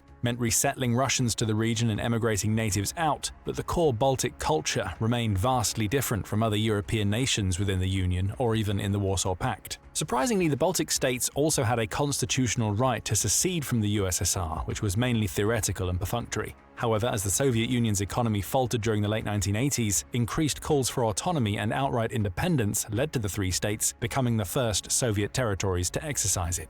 What set the breakaway Baltics apart from the other former Soviet republics was their nearly immediate turn to the West shortly after regaining independence, rather than trying to patch their relationship with the Russian Federation. All three countries successfully pursued similar programs of political and economic reform, remaking themselves as democracies with booming market potential. With European integration and revitalization of their cultures, they joined both NATO and the European Union in 2004. However, NATO membership wasn't just about economics or prestige. For the small Baltic states that were perilously close to Russia's largest population centers and navy ports on the Baltic Sea, it was about survival. What might surprise you is just how little Vladimir Putin, who was already president when Estonia, Latvia, and Lithuania joined NATO in 2004, initially cared about their pro-Western shift. His reaction at the time was remarkably muted by today's standards. In 2001, during a radio interview with National Republic Radio, when asked if he opposed the admission of the three Baltic nations into NATO, Putin responded that the issue could not be summed up in a yes or a no. He later added that we cannot forbid people to make certain choices if they want to increase the security of their nations in a particular way. This wasn't because Putin was suddenly a fan of the West. Rather, Russia in the early 2000s was still recovering from the economic collapse of the 1990s, and Putin was focused on consolidating power domestically rather than projecting it. He maintained the facade of working alongside NATO, going so far as to claim that Russia could even become a member if given enough time. But something fundamental shifted in the world and Putin's thinking around 2003. The next round of democratic expansion in the post-Soviet world, the 2003 Rose Revolution in Georgia, escalated US-Russian tensions significantly. Putin blamed the United States directly for assisting this democratic breakthrough and helping install someone whom he saw as a pro-American puppet, President Mikhail Saakashvili. This would outline a pattern that actually started from past NATO actions in Yugoslavia in 1999 and would be repeated throughout the 21st century. Putin wasn't primarily threatened by NATO's military capabilities, as NATO is a defensive alliance. It has never attacked the Soviet Union or Russia, and it likely never will. Putin knows that. The real threat came from NATO's determination to support democracies and undermine oppressive governments, at least as seen through NATO's lens, often by using the alliance's position as the largest and best-funded military power. This goes double for a major post-Soviet country like Ukraine, which was the second largest and militarily prominent breakaway nation from the Union, with the closest demographics and culture to Russia. Putin can't have a successful and democratic Ukraine on Russia's border that doesn't have ties to Russia. This is where Estonia and the other Baltic states became a problem for Putin that extended far beyond military strategy. The Baltics were proof that former Soviet peoples could thrive without Russian control, a sentiment that obviously echoed in Ukraine. For the first decade of Baltic NATO membership, the defensive concerns remained largely theoretical. Yes, there were occasional tensions and military exercises, but the prospect of actual conflict seemed remote. Then 2014 changed everything. Russia's annexation of Crimea in February 2014, following protests for closer ties with the West and the removal of Ukraine's pro-Russia president from office, raised concern among NATO members about the potential for similar Russian actions in the Baltics. The implication for the Baltic states were terrifying and immediate. Baltic leaders took the lessons of the Crimea conflict to heart. They concluded that they needed to be able to respond quickly to the first signs of similar pressure from Russia against their own countries. But the real shock came in 2016 after NATO conducted war games to test its ability to defend the Baltic states. The results were sobering beyond anyone's worst fears. War games from 2014 and 15 found that Russian troops could enter the Estonian capital of Tallinn and the Latvian capital of Riga within 60 hours, practically blitzkrieging through the Baltic and preventing any kind of unified NATO response before it was too late. Think about that for a moment. NATO's own simulations suggested that two national capitals of alliance members could fall in less than 3 days. The implications were staggering. Article 5 of the NATO treaty, which commits all members to defend any attacked ally, would be meaningless if those allies were overrun before help could arrive. This vulnerability was now compounded by a geographic nightmare that military strategists call the Suwalki Gap. The narrow 40 to 60 mile corridor along the Polish-Lithuanian border has emerged as one of the most strategically vulnerable regions in Europe. Widely referred to as NATO's Achilles heel, this vital land bridge separates Russia's heavily militarized Kaliningrad exclave from Belarus, which is practically Russia-light at this point. Since the Suwalki Gap is the only land connection between NATO's Baltic member states and the rest of Europe, Alad says, about 256 years under Russian control, and people ask us, why don't you just forgive them? I mean, it's hard to forgive a nation that's heard of. Yeah, valid. Valid. It's very valid. And Russia doesn't really have like a history of being really kind control to over their this corridor territories. would enable Russia to cut off Lithuania, Latvia, and Estonia from NATO reinforcements over land.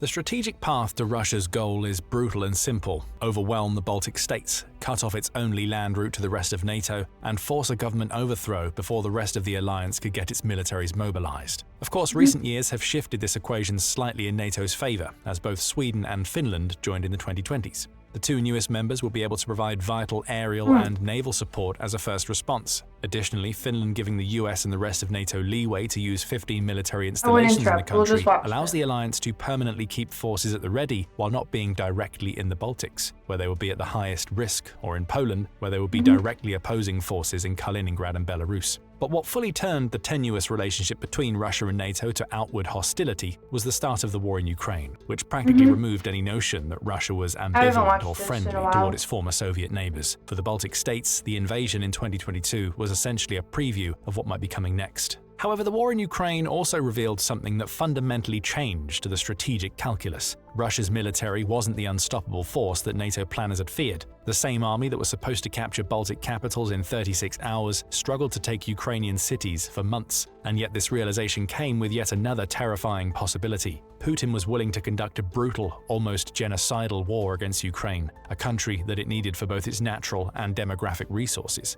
The Baltics aren't at all similar in culture to Russia and don't have the same resources or tactical benefits. Given that Russia is prepared to mow down Ukrainians to reach Kyiv despite historical ties, it would likely be much more willing to do so in the Baltics. The Baltic states believe that they cannot give up ground, which means recognizing that they need to be prepared to contest a Russian invasion from the first moments following the violation of Baltic borders. This is coupled with NATO's intelligence assessments becoming increasingly alarming. As the war rages on, German military strategists believe that Russia would come directly at NATO by 2030. Which leads us to the scale of the problem. How do three relatively small nations create viable defensive plans when their only real link to the outside world is the same country they're trying to defend against? I think I'll try to do it the like answer is the next planned year Baltic if the treaty Defense doesn't Line, happen which was with publicly Ukraine. announced on January 19, You better 2024 hope for at a one. meeting between the Ministers of Defense of Latvia, Estonia and Lithuania in Riga. The scope of the project is staggering by any measure. Based on the initial agreement, the estimated €60 million, $65 million,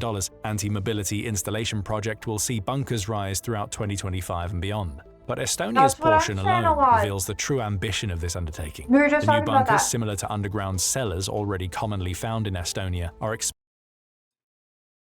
A lot says treaty cannot happen if they need to give up land. True. They meaning Ukraine.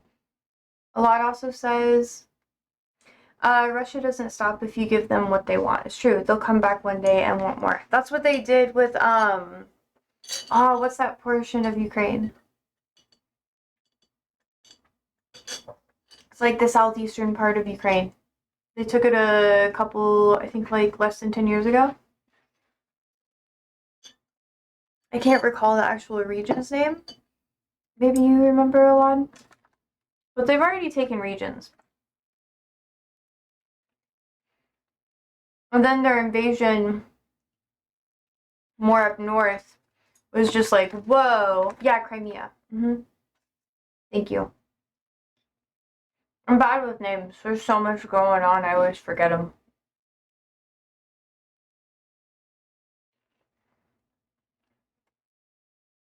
I figured that, like, with Ukraine, they would, like, take some land, pause a bit, take some land, pause a bit, take some land, but they never really paused. They just kind of kept going.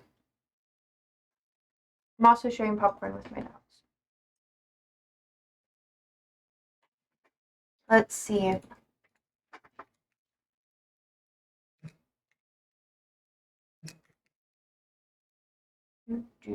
Let's find the date that happened. They annexed Crimea 18th of March 2014. Yeah. The military operation to seize control of Crimea from Ukraine began in 2014. They formally incorporated Crimea March 18, 2014.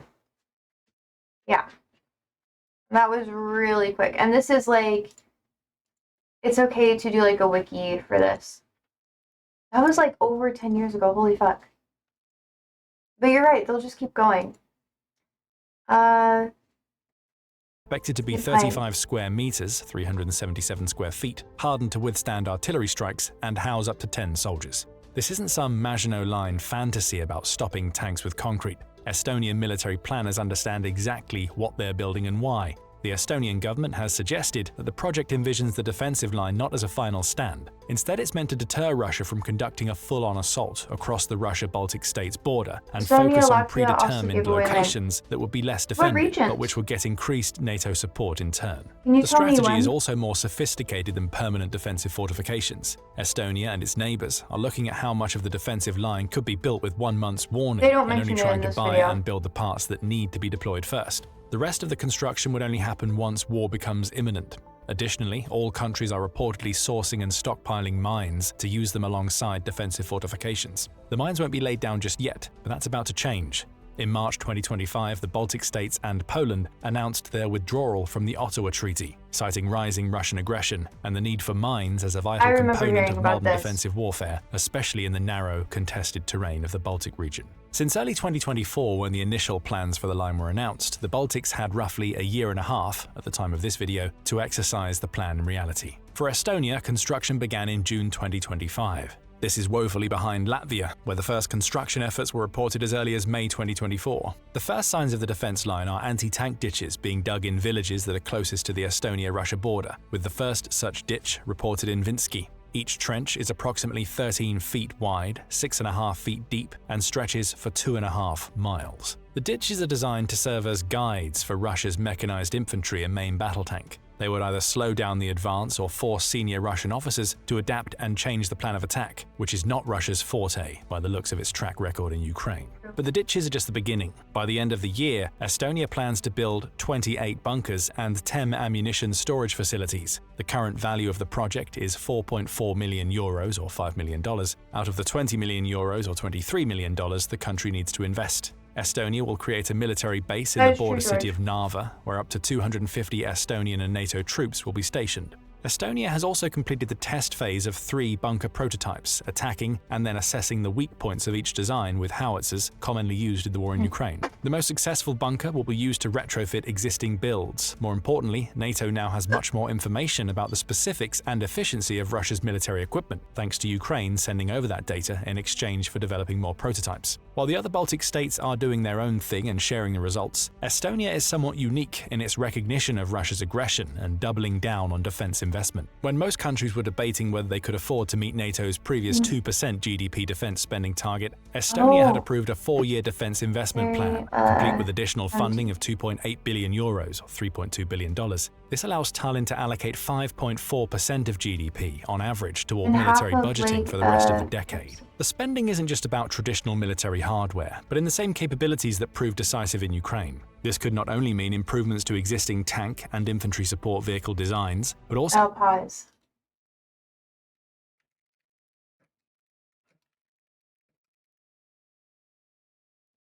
Yeah. – 2005, right?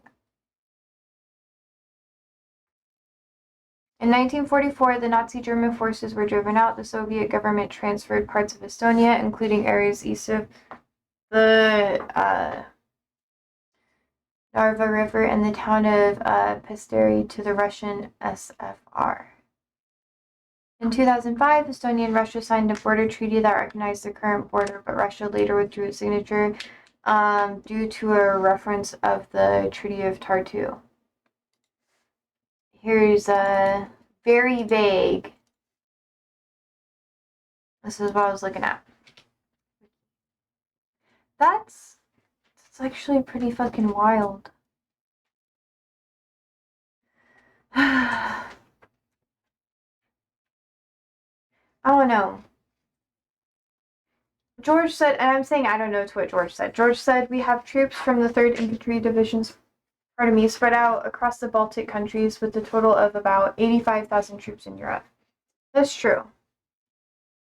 But the question is, if an invasion were to happen, would America actually assist and participate?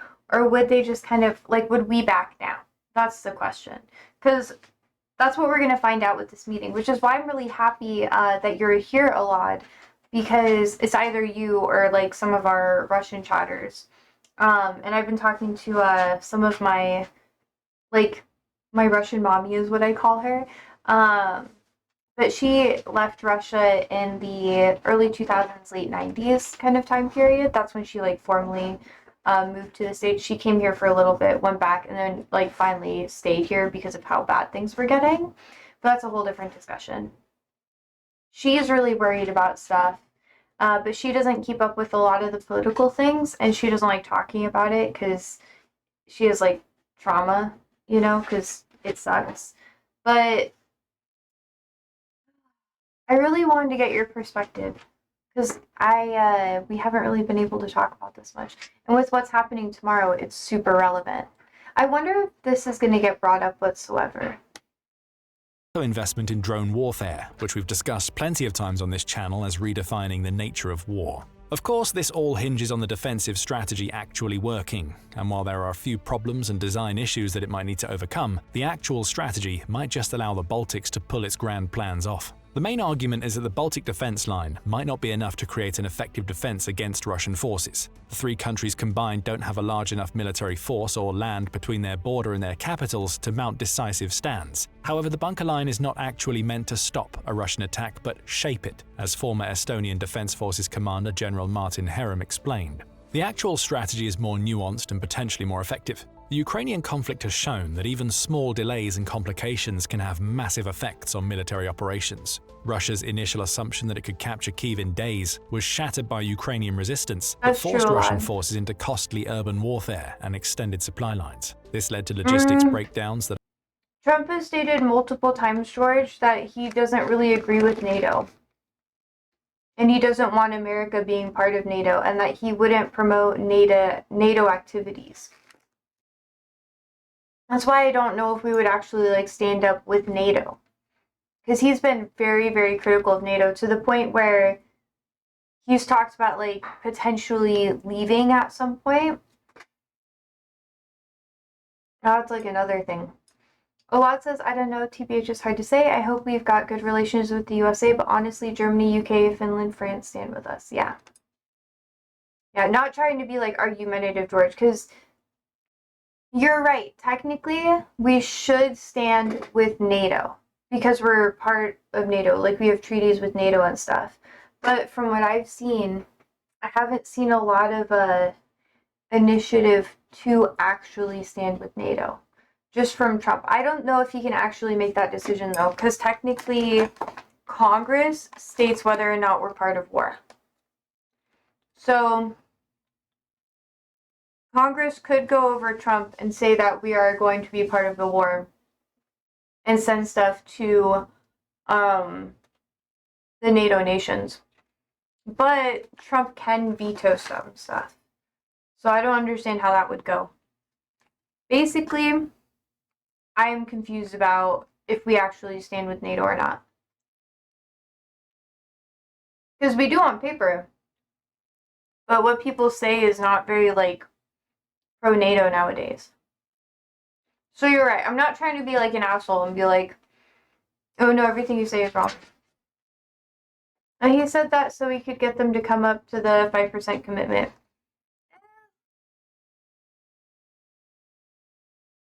He says a lot of things.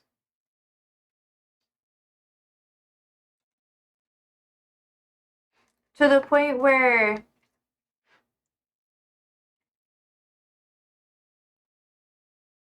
it's hard to trust what he's saying most of the time, honestly. Allowed Ukraine to retake most of the territory it lost in the first few weeks of the invasion. The Baltic Defense Line is designed to create similar complications, but on a much more systematic level, by forcing Russian forces to either bypass heavily fortified positions, thus extending their supply lines and exposing their flanks, or assault prepared defensive positions, causing casualties and delays. The line changes the fundamentals of the invasion and forces Russia to be the one to adapt, rather than the Baltics adapting to Russian advances. But there's an even deeper strategic logic at work. The vulnerability of the Baltic states is balanced by the vulnerability of the Kaliningrad Oblast, an isolated exclave of Russian territory. While the region has significant military deployment and is home to a part of Russia's Baltic fleet, its isolation from the mainland. The cost of what Trump did is leading to Germany starting remilitarization attempts, or considering remilitarization. I don't know all the details of that, so I could be wrong with that. France is increasing its military impact and force, and most of the UN, if not all of the UN, is stating that they no longer trust America to back up NATO anymore because of what Trump's been doing. He's been so hot and cold. Means that NATO could easily mount a counteroffensive from Germany and Poland, two countries that have already pledged increased national defense spending and troop sizes. This creates mutual vulnerability, a situation where both sides have something to lose, potentially stabilizing the situation through deterrence rather than escalation. Then there's the aforementioned ascension of Finland to NATO. This doubled the border between Russia and NATO, while also adding yet another country with a varied history with Russia, and which has the motive and means to be a thorn in Russia's plans to invade into the mix. And the Baltic Defense Line is more than a regional defensive project. It's becoming yet another testing ground for 21st century warfare and a model that other nations could follow in their regional conflicts. Estonia's approach is particularly significant because it demonstrates how smaller nations can achieve effective deterrence without trying to match larger neighbors tank for tank or missile for missile. The Baltic Defense Line, combined with Estonia's broader military modernization, represents a porcupine strategy, making the cost of aggression higher than any potential benefit. To support this effort, Estonia is also buying up conventional equipment. This includes HIMARS batteries, which have proven extremely useful in creating opportunities to endanger Russia's offensive positions, as well as IRIS-T medium-range air defense systems, which would deny Russia the ability to pilot its aircraft close to the border. This is also much more important in the Baltic than in Ukraine, as St. Petersburg, the second largest city in Russia, is 190 miles away from Finland and 84 miles from Narva. This would force Russia to simultaneously attack and defend itself against NATO, which could drain its resources and morale much quicker than in Ukraine. And the Baltic Defense Line isn't just a military project, it's reshaping Estonian society, as the country is expecting to have 4,000 more combat-ready troops by the end of the decade. This is a staggering number when the country's total population is 1.3 million, and the current active troop size is only 7,700.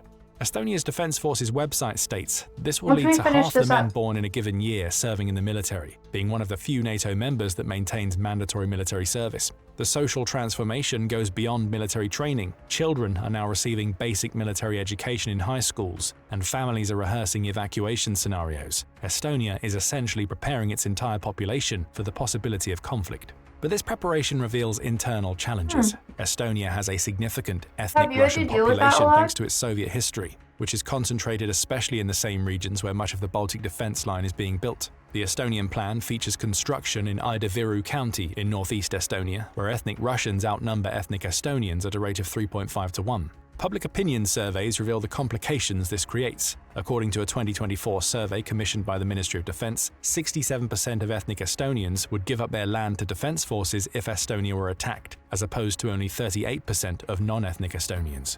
Some people are not Half your directly family was opposed to the supportive, construction holy efforts fuck. per se, but are worried that they would become a self-fulfilling prophecy in that Russia would attempt to attack before the defensive line is complete. The answer to this is to Have you ensure done that the rest of military NATO service? can muster its forces and economies to fully support both Ukraine and the Baltics and deter further Russian aggression. The success or failure of the Baltic defense line will likely influence defense planning across the globe. If the project proves effective at deterring aggression, expect to see similar approaches in Stop other eating vulnerable popcorn in a second. regions. If it fails to deter or proves ineffective in actual conflict, the lessons will reshape military thinking for decades. Thank you for watching. If you want to see how Finland is preparing for Russia's aggression, check out our other video. And if Since they were considered Nazis, but pretty much everyone was considered Nazi at the time who was against the Soviet Union. That's true. Was your family Nazi? My family left Germany like in the 30s.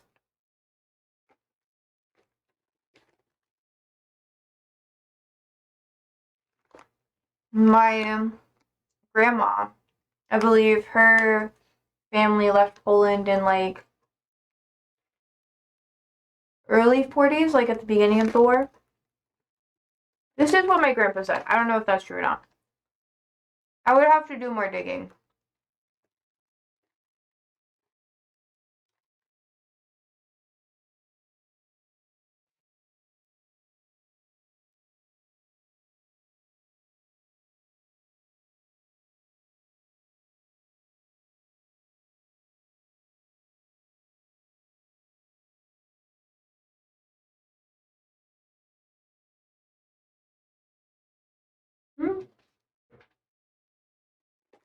A lot says, well, my grandfather did fight under Germany since the conscription that was here in the 1940s. Great grandfather. Okay. Great grandfather. Not that that's great. Holy fuck. That sounded bad. But you know what I mean. Yeah. It's weird. It's always weird when you like talk about relatives that you didn't really get to like meet a lot, you know? I don't know. Sometimes I think about that. Did they renounce like Germany and stuff during the war, like after, or do you not know a lot about that? My family was very like, they just didn't talk about what it was like before they came to America a lot. Like with my family members that were still living, or at least that knowledge didn't really get passed down. A lot says, well, honestly, people who lived under the wartime said that the Germans treated them better than the Russians did. That's true. They're also Northern European instead of like Southern. As long as you weren't Jewish or anything like that, you were going to be treated better. And it was more strategically important for them to be friendly up towards the north because they couldn't lose that land. So I understand why. Not saying that they were right with anything. I'm just saying that my father was really, really invested in like Nazi Germany and stuff. For the wrong reasons. The wrong reasons. They said that the Germans left the gun behind the door when coming inside. I know they didn't do that for everybody. I guarantee it. I guarantee it. Yeah, let's see. Is this in English, by the way?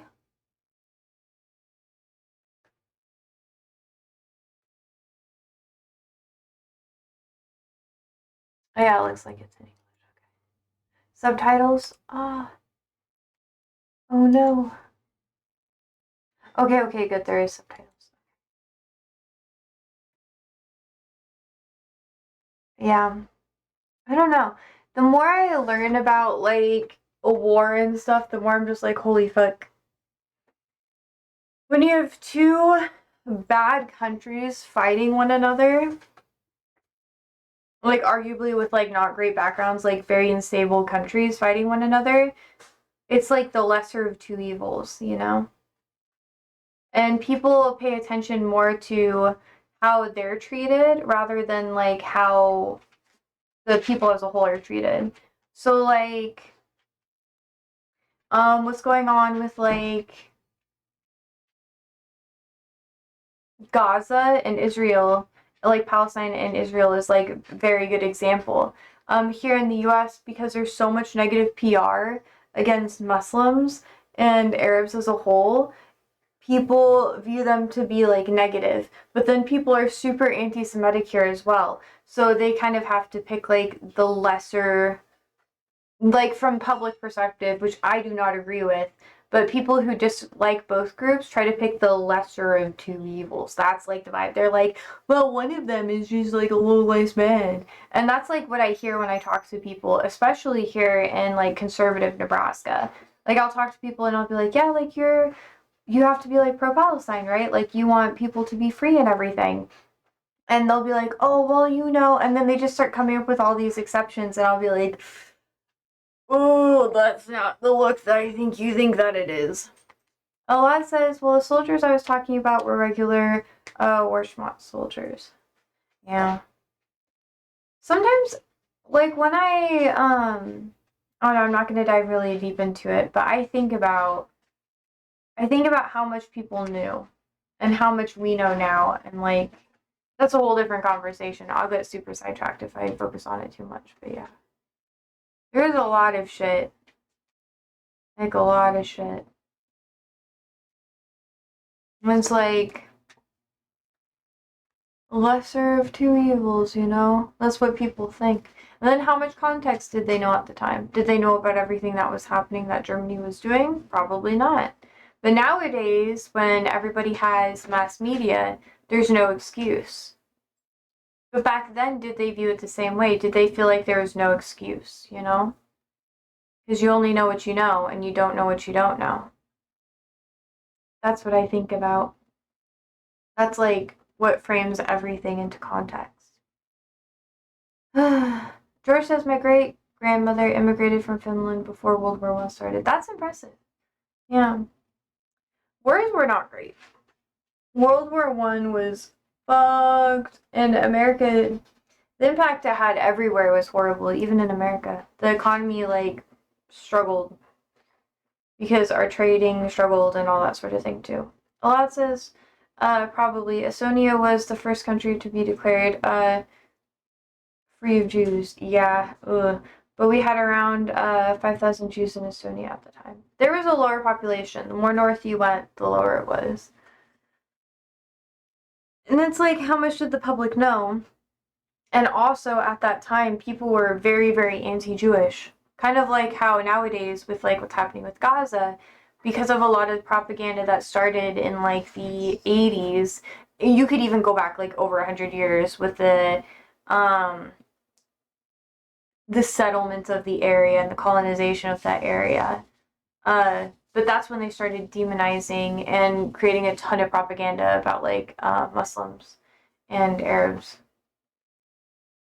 A lot says actually Estonia was considered Jewish paradise before World War II. Ooh, that fucking sucks then. That's actually really bad. Then how much did the people know? That's the thing. Damn. Oh, it really is the same story, different verse, a little bit louder, a little bit worse. Oh.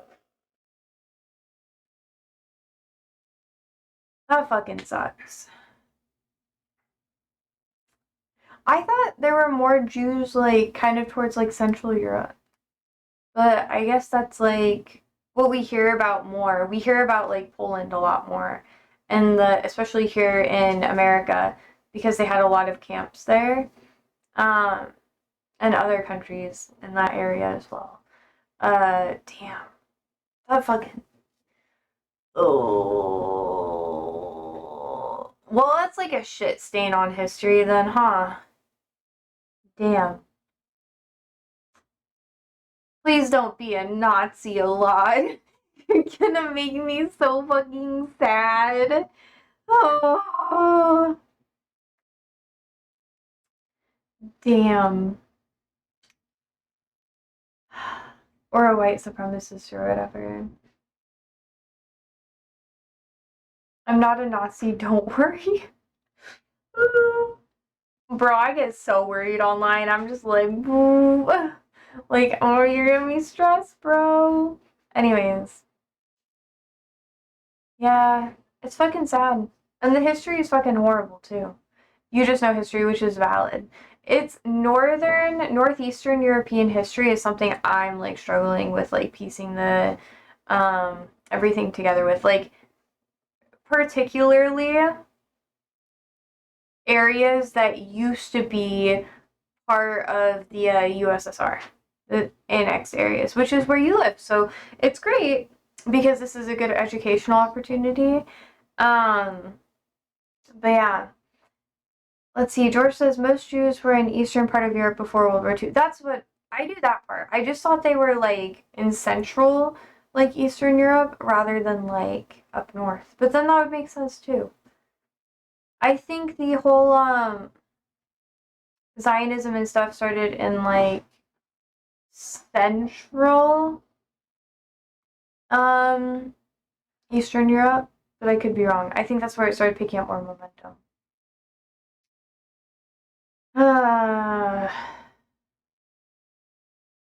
Damn. Okay, but we're gonna watch this too. I'm gonna put in my headphones so I can go get some water and actually listen. Let's go.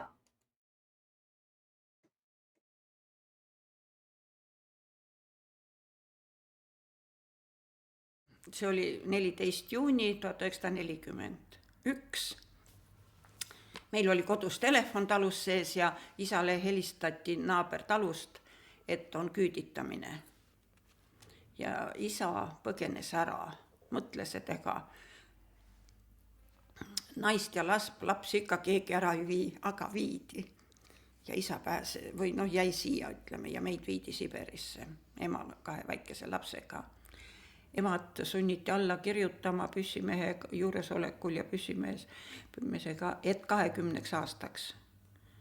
Mina põgenesin ära, aga ema oli ära 18 aastat Siberis. Peaaegu 6 aega sõitsime ennem, kui sinna päris lõppu Siberi saime, aga sõitsime rongiga ja muidugi rongi peal arvati, et keegi ei teadnudki siis, kuhu viiakse. See oli nii ootamatu kõigile, et absoluutselt keegi ei teadnud.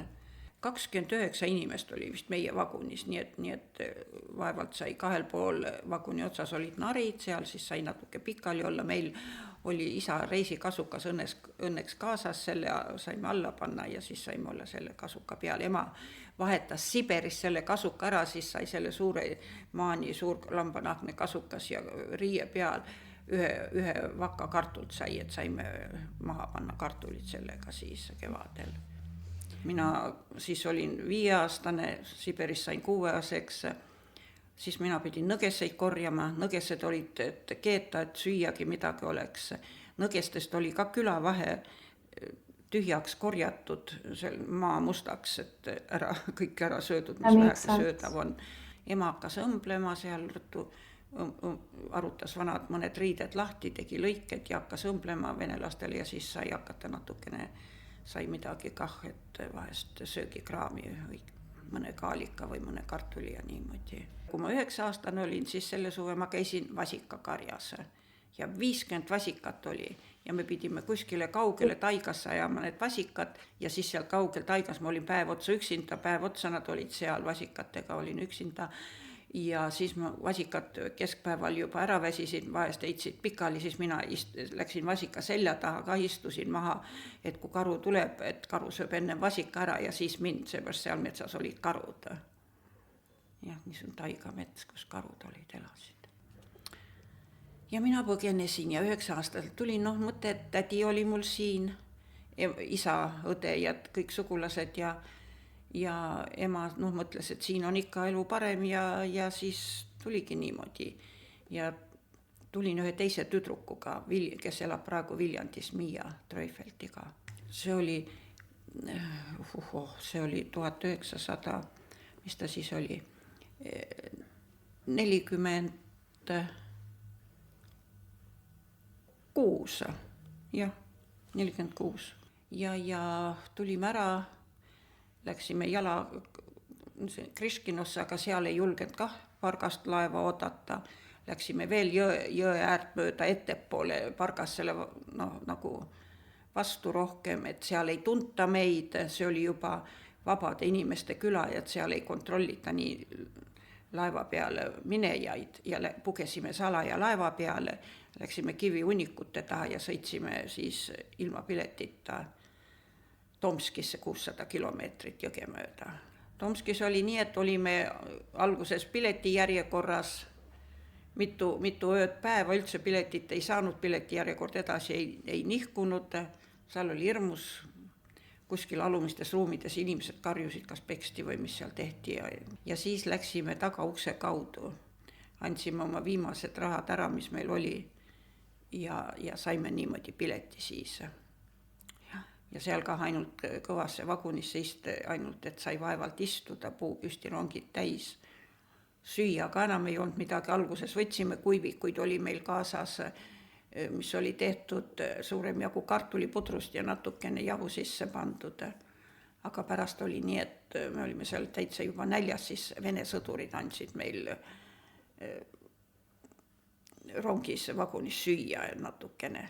Ja siis saimegi niimoodi Tallinnasse ja mina õnneks tulin nii vara, et siis veel muidu tee peal krabati kinni ja saadeti nad tagasi lastekodudesse, kus neid lapsi saadeti, aga mina tulin veel nii vara, et siis veel ei osatud krabada. Kotipoisse olid kõik rongi katused täis ja kõik mingisugune hirmus segadus oli siin Venemaal veel palju aastaid, aga ja kotipoisid olid lapsed, kes olid ilma vanematata või ulkusid ringi lihtsalt või nad olid täis ja varastasid ja tapsid ka ja Tomski jaamas oli niisugune asi olnud, et üks inimesel varastati ära seal mingi kott ja teine tuli ütlema, et sul varastati ära ja tollel oli see letiga silmad läbi tõmmatud, et kas sa nägid või? Jah, niisugused lood, niisugused olid kotipoisid. Oli kuulda, oli kõlakas, et lapsed on vabad. Aga ma ei tea, kas siis seadusega oli nii, et kuni täisealiseks saamisel lapsed on vabad. Aga neid võeti tee peal kinni ja pandi aga lastekodusse, kes kätte saadi. Aga need, kes said Eestis täisealiseks, need võeti siin kõik kinni, tuttavad Pool, Ain ja Mall võeti kinni ja viidi tagasi ja see Treufeld Miia, kellega ma ära tulin, see viidi tagasi ja It is a fucked up story, that's why I'm like, I don't know if I should read it. Because like fucking anyone in Estonia being forced, like if fucking sucks. Seal Siberis ei olnud mingit teid, talvel käidi jõge mööda, suvel aga see tagasiminek oli Miia Treufeldi taati 30 kilomeetrit jala taigasse, tead, iga päev 30 kilomeetrit jala taiga talvel. Jube. Ma sain aru tädi jutust, tädi ütles, et kui su käest küsitakse, isa õde Valgamaa, et kui su käest küsitakse, kus isa on, siis ütle, et sa ei tea mitte midagi. Ja siis ma sellest jutust sain aru, tädi, et ma pean midagi salgama. Aga ma nägin isa ükskord, kui ma olin siin Valgamaal Robi talus, kust isa oli enda venna juures peidus. Once you didn't fit on train got to another place, hopefully it was better than Siberia. Holy shit.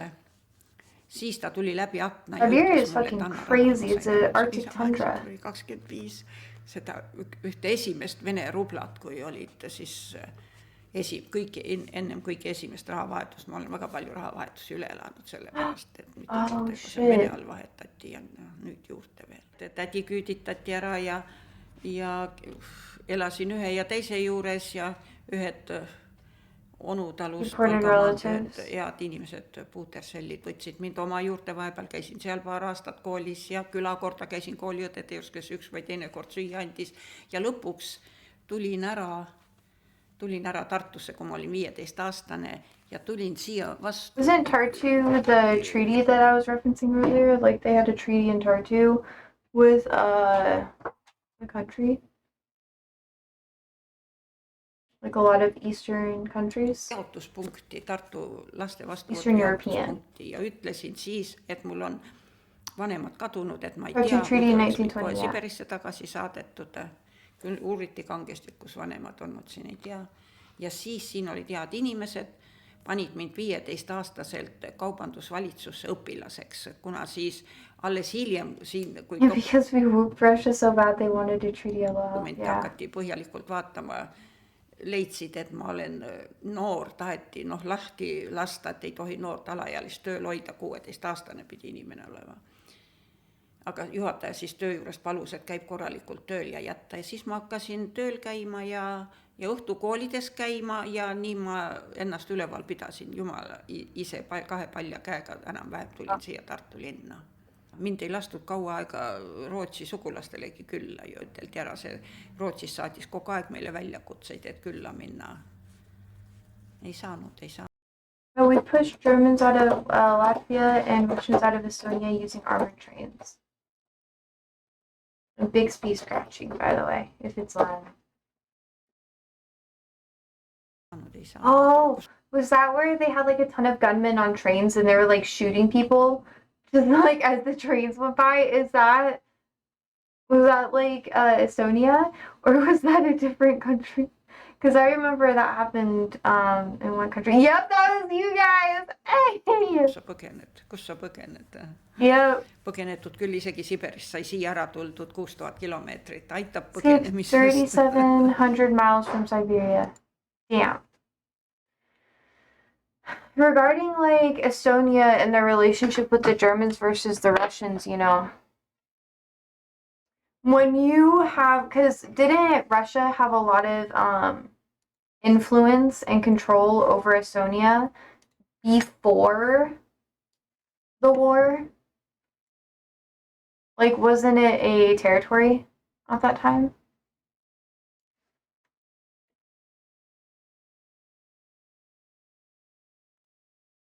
Or at least, like, part of a territory? Yeah, Tsarist Russia. Yeah, that's what I thought. So it's like the phrasing for the situation that we were discussing earlier, where, like, the Germans being considered good, is, like, when you have an oppressor, like, what's the saying? I might paraphrase it a little bit, just to, like, because I can't remember the actual saying, but it's, something along the lines of, like, an enemy to your oppressor will always look like an angel until you're in cuffs again, or something like that. I think it's from a different language, but I don't know. But it's like something I heard a lot when I was growing up, or heard, like, I just can't remember the context. I think it might have been like some other language. I don't remember what language it's from, but that's like the English version of it, and that's what I heard. But Estonians have always been stubborn. True. I know fucking Eastern Europeans are stubborn as shit. So fucking stubborn. A lot says, well, Estonians taught Germans came to free us. Yeah.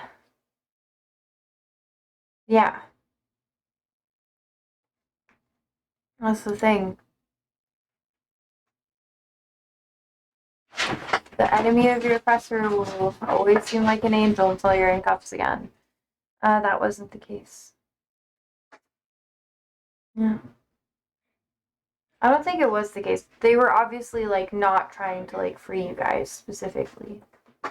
They were just trying to get more land and, like, do that thing. But, like I said, thing still stands.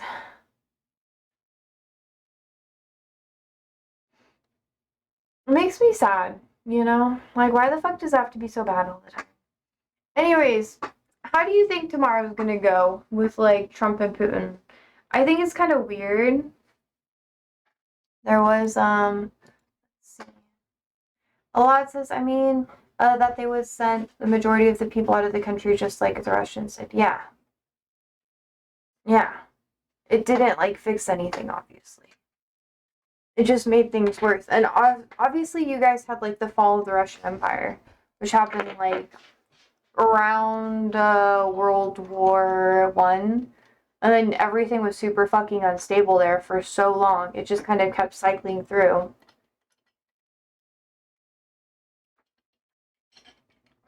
They had, like, the fake, like, solidification of, like, a government in World War II. But then even after that, it was still, like, very shaky. You know? It's been like that for a long time. To my understanding, if I'm missing something, please let me know. I'm not, I'm still a little, like, I'm just telling you what I remember. A lot says, I mean, SARS officers later helped us win the Independence War. Isn't that so funny? Back and forth. Back and forth. Isn't that crazy? Oh, wait.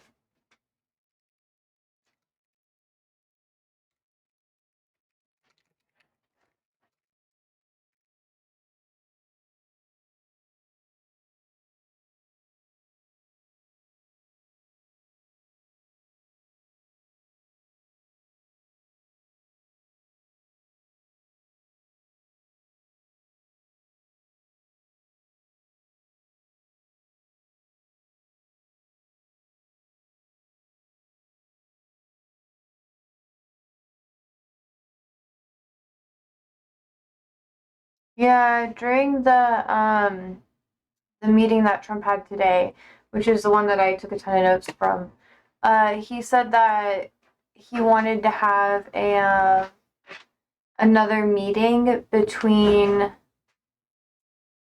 how do I put it? Trump, Putin, and Zelensky in Alaska, possibly in the future, but they don't know if it'd be in Alaska. A lot said Estonian War of Independence is a really cool part of our history as well. Yeah. I mean, it seems like it. That's like a ton of fucking shit. Pardon my language, but that's a lot of crap. I'm actually not sweating, by the way. Maybe I am. I am a little bit. This size of burger, you want one or two? One or two burgers? Yes. I think I would just like one. And I got cheese sauce for it too. Or what type of flavor are you going for? Wait, you want to put queso on the burger? Yeah, I was gonna do like a queso burger with fries when like Weston came with, and do We need to get fries. I wanted to do like pickled jalapenos and stuff. Okay, well we can bust. I'm only using. That's why I was upset that you were like making the burgers because I had a whole plan. I had a plan. We have We're gonna work on the Porsche and then like have the. You're so weird. I'm not weird. We don't. We're probably not doing anything. We're gonna do it later. Rumba. Sorry, I'm bitter. George says I'll take two burgers. I'm only gonna have one burger. I don't even know if I'll finish it. I'm just gonna have a burger and maybe some fries and potato salad. It'll be a lot though, because I just had popcorn. George says, I think Putin is ready to call it quits. Needs to figure out how to get out of this war. Wants to see if Trump can work a deal with Zelensky. I don't think Putin wants to call it quits. He literally started more of an offensive, like, I know I'm being so argumentative. I think he wants to call it quits, but I don't think he's going to do it like what Alad said, without, like, being able to keep some land. And then he's never going to stop. No, George says fries too, please. Yeah. I just don't think he's going to stop. Like, I think he wants the land. And giving him any land would mean that he can get away with it. Like, Crimea just emboldened him more. And that's why he pushed so hard. And really, really wanted to get in and out with Ukraine in the beginning part of the war. But then it didn't work because they had a lot of countries backing him up. I think, like I said, next year. Mr. Mermeow says, sorry I'm late. Please don't leave. I'll be here for a couple of minutes. I'll be here. It's okay. We're just talking about Ukraine and Russia and the meeting that's gonna happen tomorrow and all the fucking crazy shit. And I'm nervous. You better fucking be nervous too. I'm surprised you're here, Mr. Meows.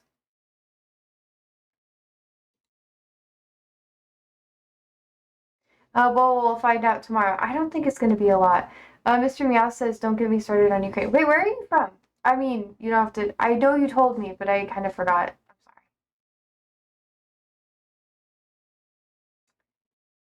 I'm sorry. And there's lots of shit happening, by the way. Like, Israel is taking more land in the West Bank and shit, so they're not just doing Gaza anymore. They're trying to get more shit in the West Bank, which is a whole fucking thing. There's just a lot of shit, by the way. Mr. Meow says New York City, but some of my grandparents are from Ukraine. Oh, okay. I thought you were from the US. Okay, that makes sense. I was kind of confused. I was like, you have to be from the US. Alad says, why be nervous about something we cannot control? Because I'm a control freak. That's why. I'm not even joking. That's literally why. Because I have plans for my life, and everything that's happening impacts my life. So I don't know, I'm just weird with politics. Yeah, George says I am a control freak. I am, just a little bit. I don't control other people, but I want to be in control of, like, my life and my situation, and that means keeping up with politics and stuff. But for a long time, I refused to talk about it on stream. I played stupid, too. I was like, I don't know. I don't know. Ha ha ha. Who knows what's going on? Ha ha ha. Huh. But yeah. There's just a lot of crazy shit that's happening. It drives me insane. I'm glad you're in New York, though. What's happened in Gaza now? Let's see. Update. I saw some headlines about it. Let's see. I think, if you, let's see. Real. I just saw an Al Jazeera thing about it earlier. Israel's West Bank settlement plan could bury the prospect of a Palestinian state.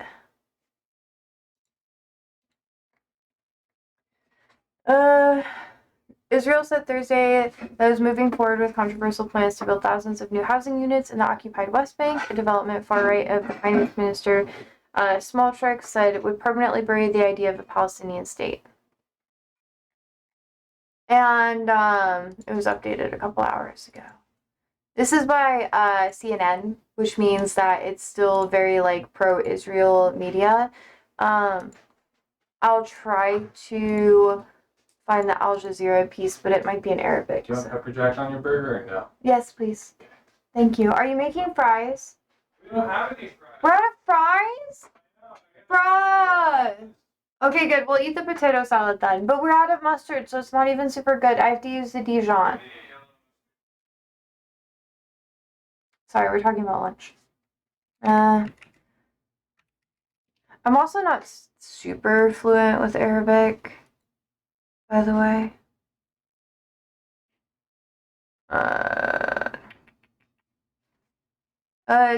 The day is really hilarious. Lunch to men in the West Bank.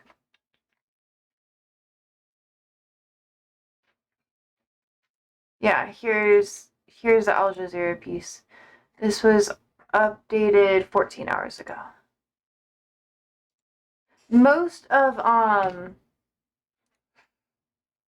the Arabic stuff I have been learning has been a lot of Al Jazeera, but I have been lazy with my Arabic. I'm really starting to, like, pick up studying. Once I'm done with finals, I'm gonna, like, really, like, start picking it up again. Probably do, like, an hour, 45 minutes of studying again. I used to do it in the mornings, but then I had to stay up all night to, like, study the past couple of weeks, and it's been bad. I've been lazy, too. It's not been productive. I honestly have no excuse. It's not good.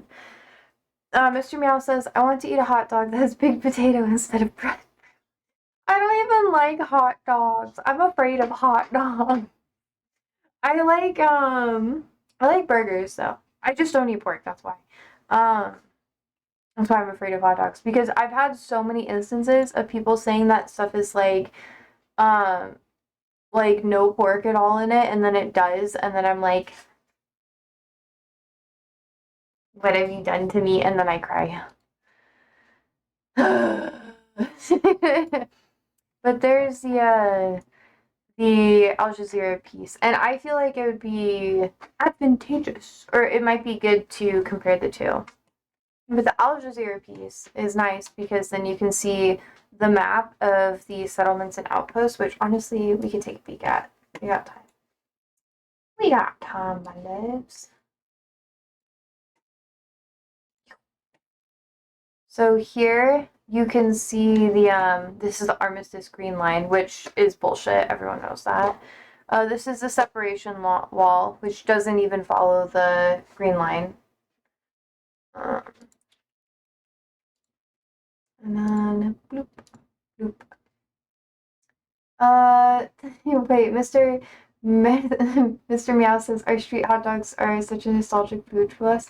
I know. Sometimes I get like street hot dogs. I low-key like trust street hot dogs more than I do like going to someone's house and having them give me hot dogs, because at least they have like more standards they have to abide by. And because they sell to people, they want to like be a little bit better. But Palestinian population centers are the orange ones, and obviously the outposts are going to be the red ones. And you see how like they're just fucking everywhere. Literally everywhere. And slowly but surely, they're just making more and more and more. They're militarizing it more and more. And where these settlements and outposts are, they're trying to expand, and that's taking over a lot of their land, which is fucked up. And the West just doesn't give a shit most of the time. This is the video. But yeah. Occupied West Bank. Here is the land that was seized. This is this year alone. Like 2024, right before 2025. Mr. Meow says, I never understood the Oslo Accord zones. And yeah, they're fucking bullshit. It doesn't matter. It doesn't make sense. It's an idealistic thing to make, it's not,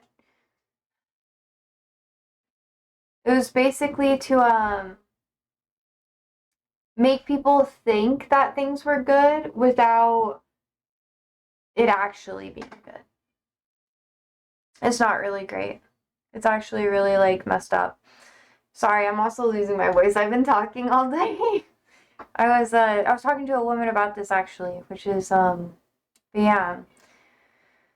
An umbrella organization of illegal settlements in the West Bank, and head of the Binyamin Regional Council also praised the tremendous and historic achievement for a settlement movement, according to Israeli national news. Yeah, they just straight up don't fucking care. It's been pretty bad for a while.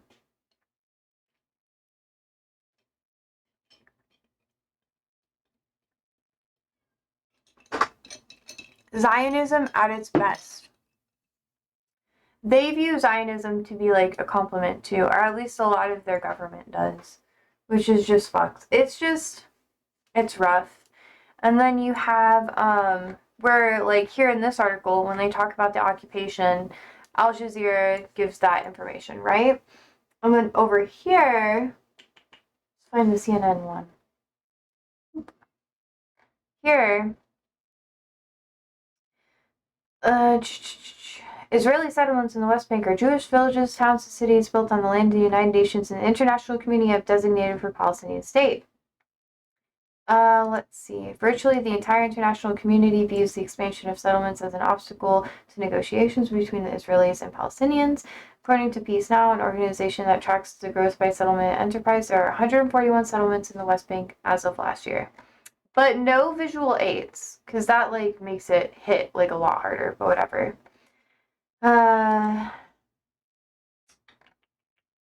Reaction Ben.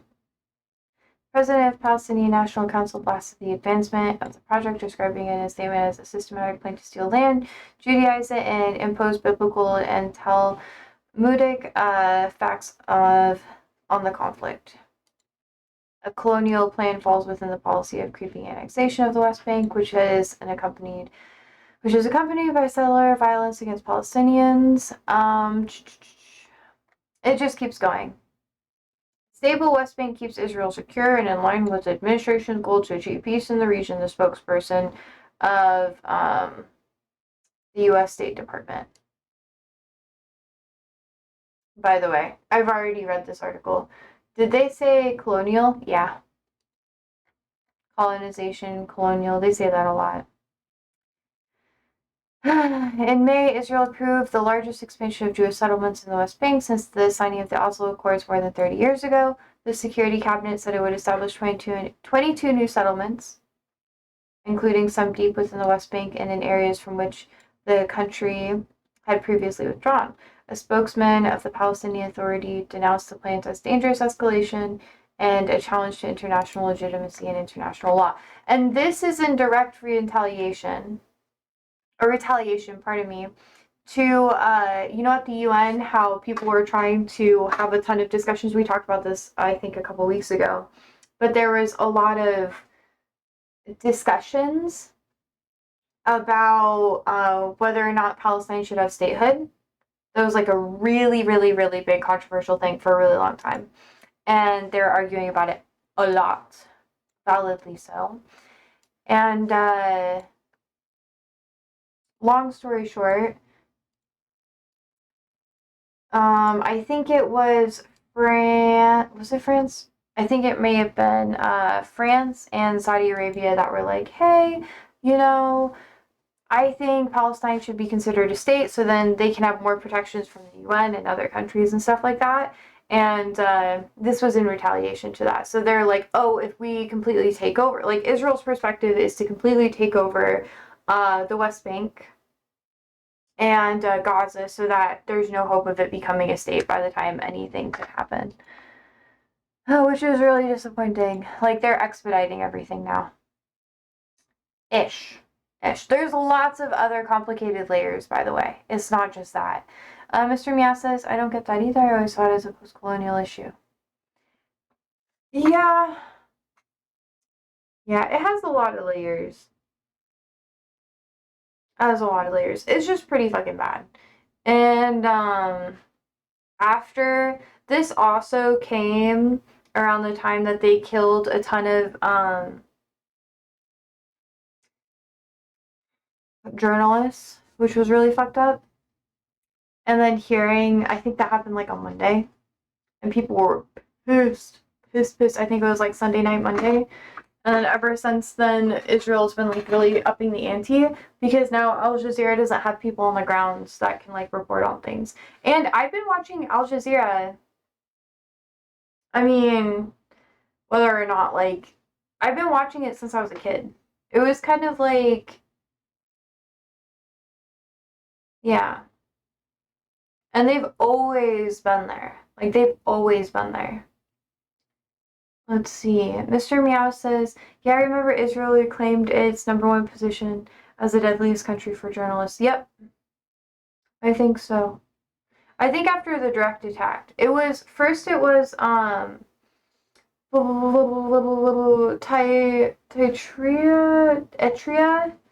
I have, some of my students are from there. Eritrea, pardon me.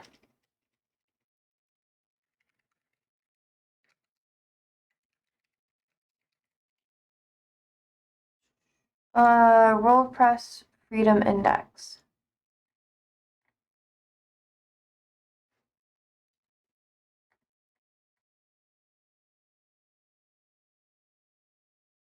I think that's what it is. The least safe country right now is Eritrea. And this is according to Reporters Without Borders.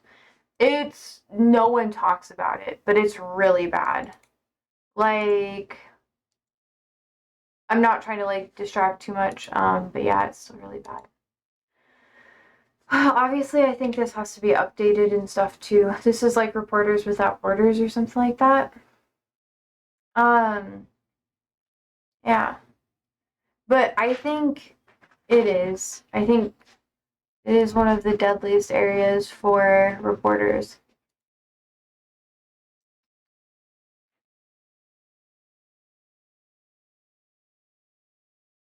But this is more about, yeah. Palestine is 163. But I think this is all from, like, yeah.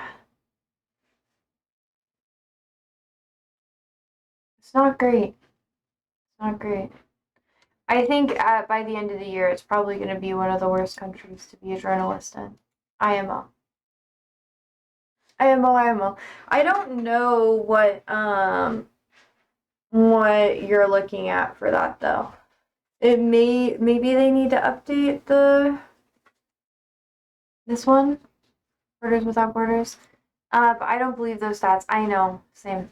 The Eritrea one, I do know is like really fucking bad. Like I know because I know people who are from there who had to like flee and immigrants and refugees and stuff. Like it is really bad there. It just doesn't get press coverage in the West. Like no one pays attention to what's going on there. Like I didn't even know that things were like really bad there until this year, honestly. But anyways, yeah, what's happening in Palestine is like way worse. I also think that covering it would be a lot harder for them because then they have to it comes off as more like politicized. And maybe they haven't updated those stats, but we'll see. We'll see. Let's see when everything was updated.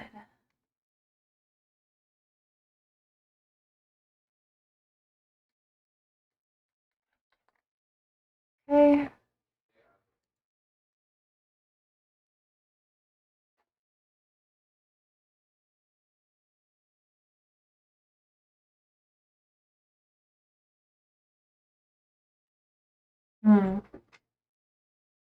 The economic indicator in the 2025 RSF World Press Freedom Index is at the lowest point in history, and the global situations are now viewed as difficult. Mr. Meow says, I don't know what's happening in that country. I thought it was peaceful after their support of the Ethiopian war ended.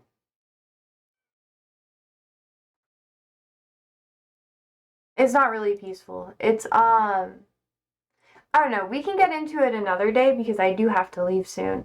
But long story short, it's not great. Because, like, the people who are here don't want to be here.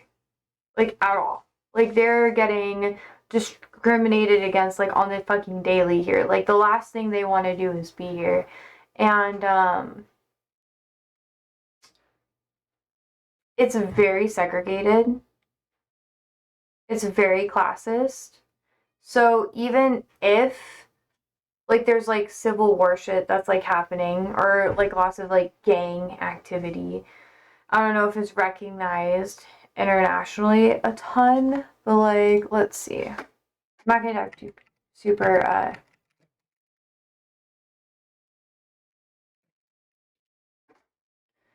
yeah. Not really like a civil war. How do I put it?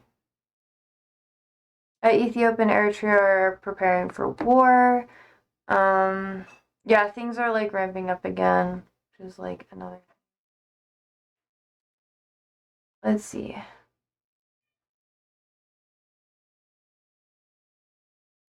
Here's some information on the Civil War that happened recently.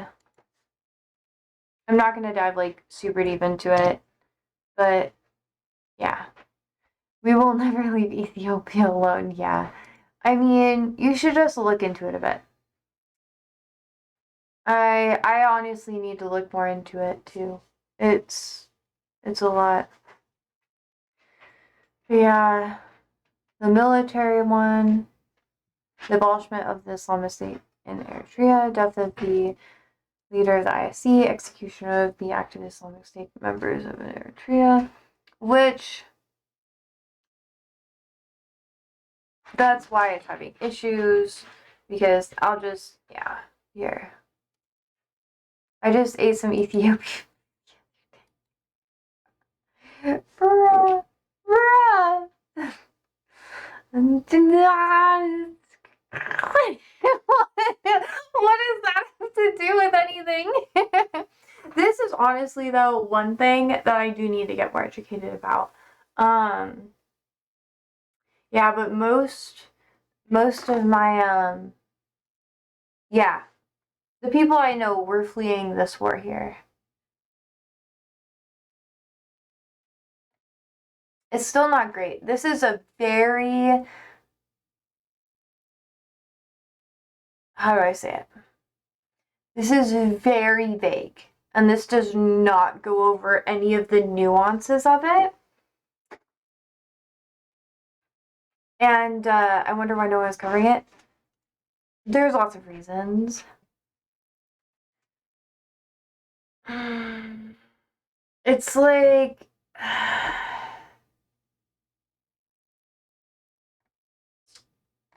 it's because some people don't even consider it to be a civil war and stuff like that. Yeah. Like here's I don't know. This is just like what I have heard from my students that were there. They said that here in the West, we're not getting like recognition for what's happening there. And there's not really a lot of how do I put it? There's not really a lot of like actual how do I say it? It's very, very, very, very fucking hard to have journalists from other countries in Eritrea. Like, extremely, extremely fucking difficult. To the point where, like, you will be arrested. It's literally, the reason why it's, like, the lowest country in the stats that I was showing you guys earlier is because they don't really allow any fucking foreign journalists whatsoever. Everything you hear from the country either is from people who escaped the country or, you know, it's like heavily filtered. But I'm not going to dive insanely deep into it because it's something that I still don't even know a lot about because it's so heavily filtered. Like, it's really hard. It's really hard to, like, get a good gauge of what's happening unless you have, like, enough inside information, which I don't have as much as I just don't have a lot. And there's also bigger fish to fry. Like they're not like strategically speaking, their land is kind of important, but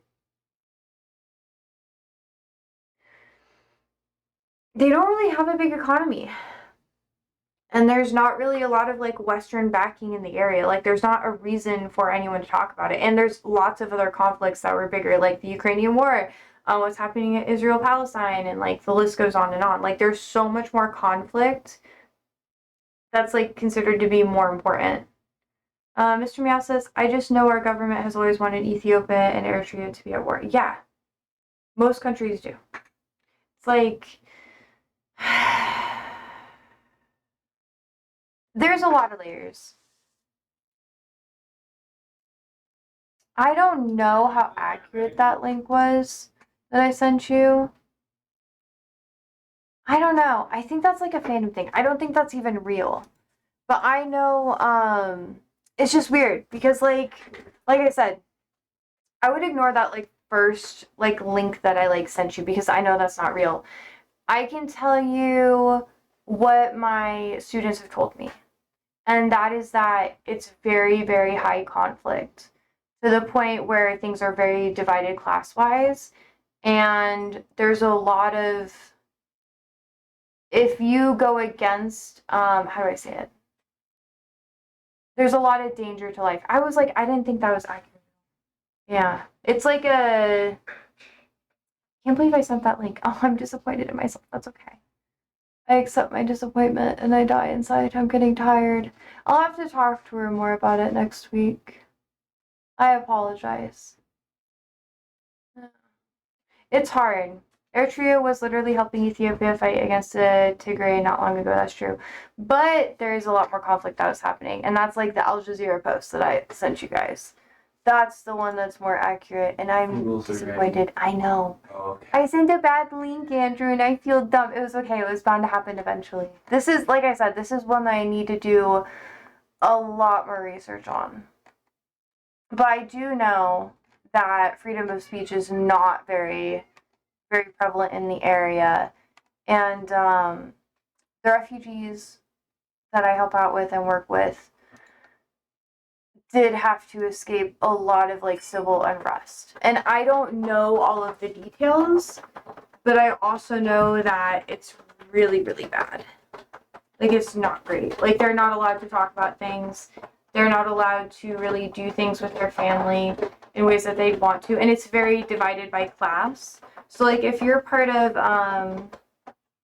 the higher up levels of society, damn, I'm so upset that I said that. I'm gonna kick myself about it for a bit, but it's a learning lesson. But yeah, no, I'll have to talk to him more about it. I assume it's an ethnic divide. Kind of. Kind of. Okay.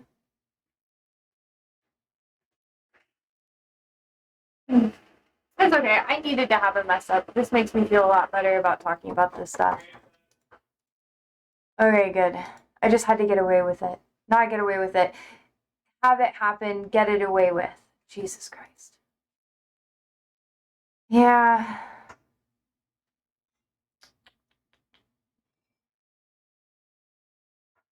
Yeah, it's the maritime access. That's like conflict.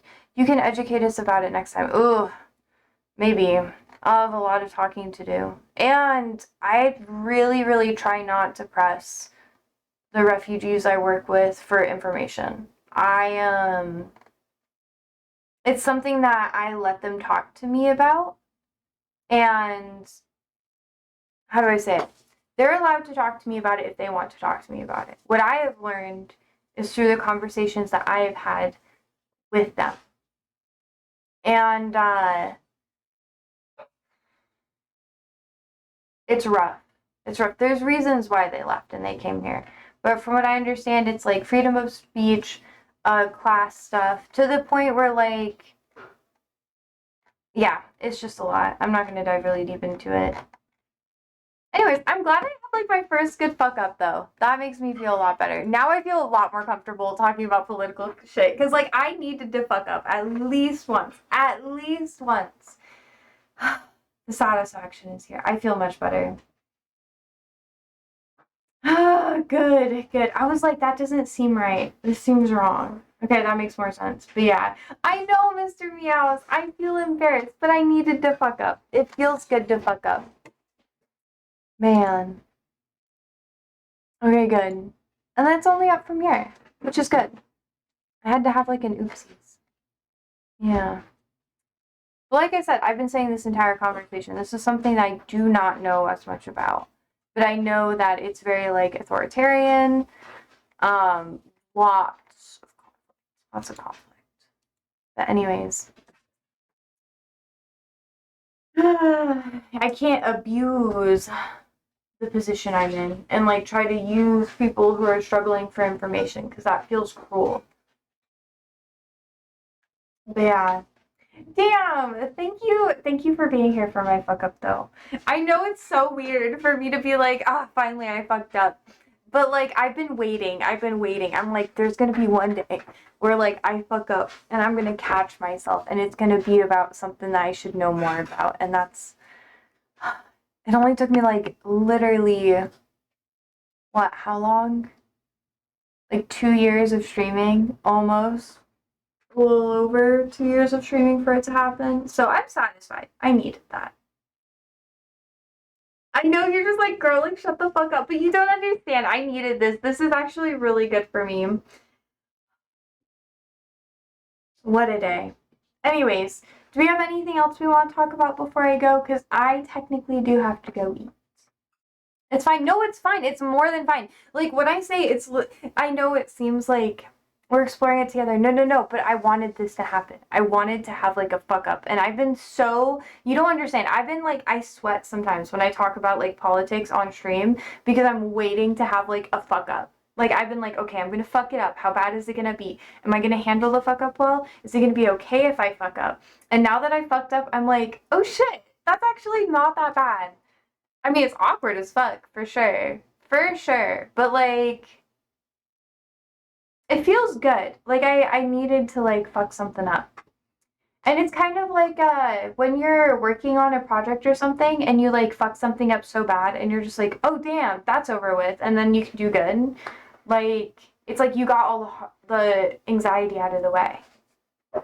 You know what I mean? I'm just like that as a person. I just need to, like, have a really bad, awkward interaction or something and have everything fall apart for a minute and be like, wait, it's okay.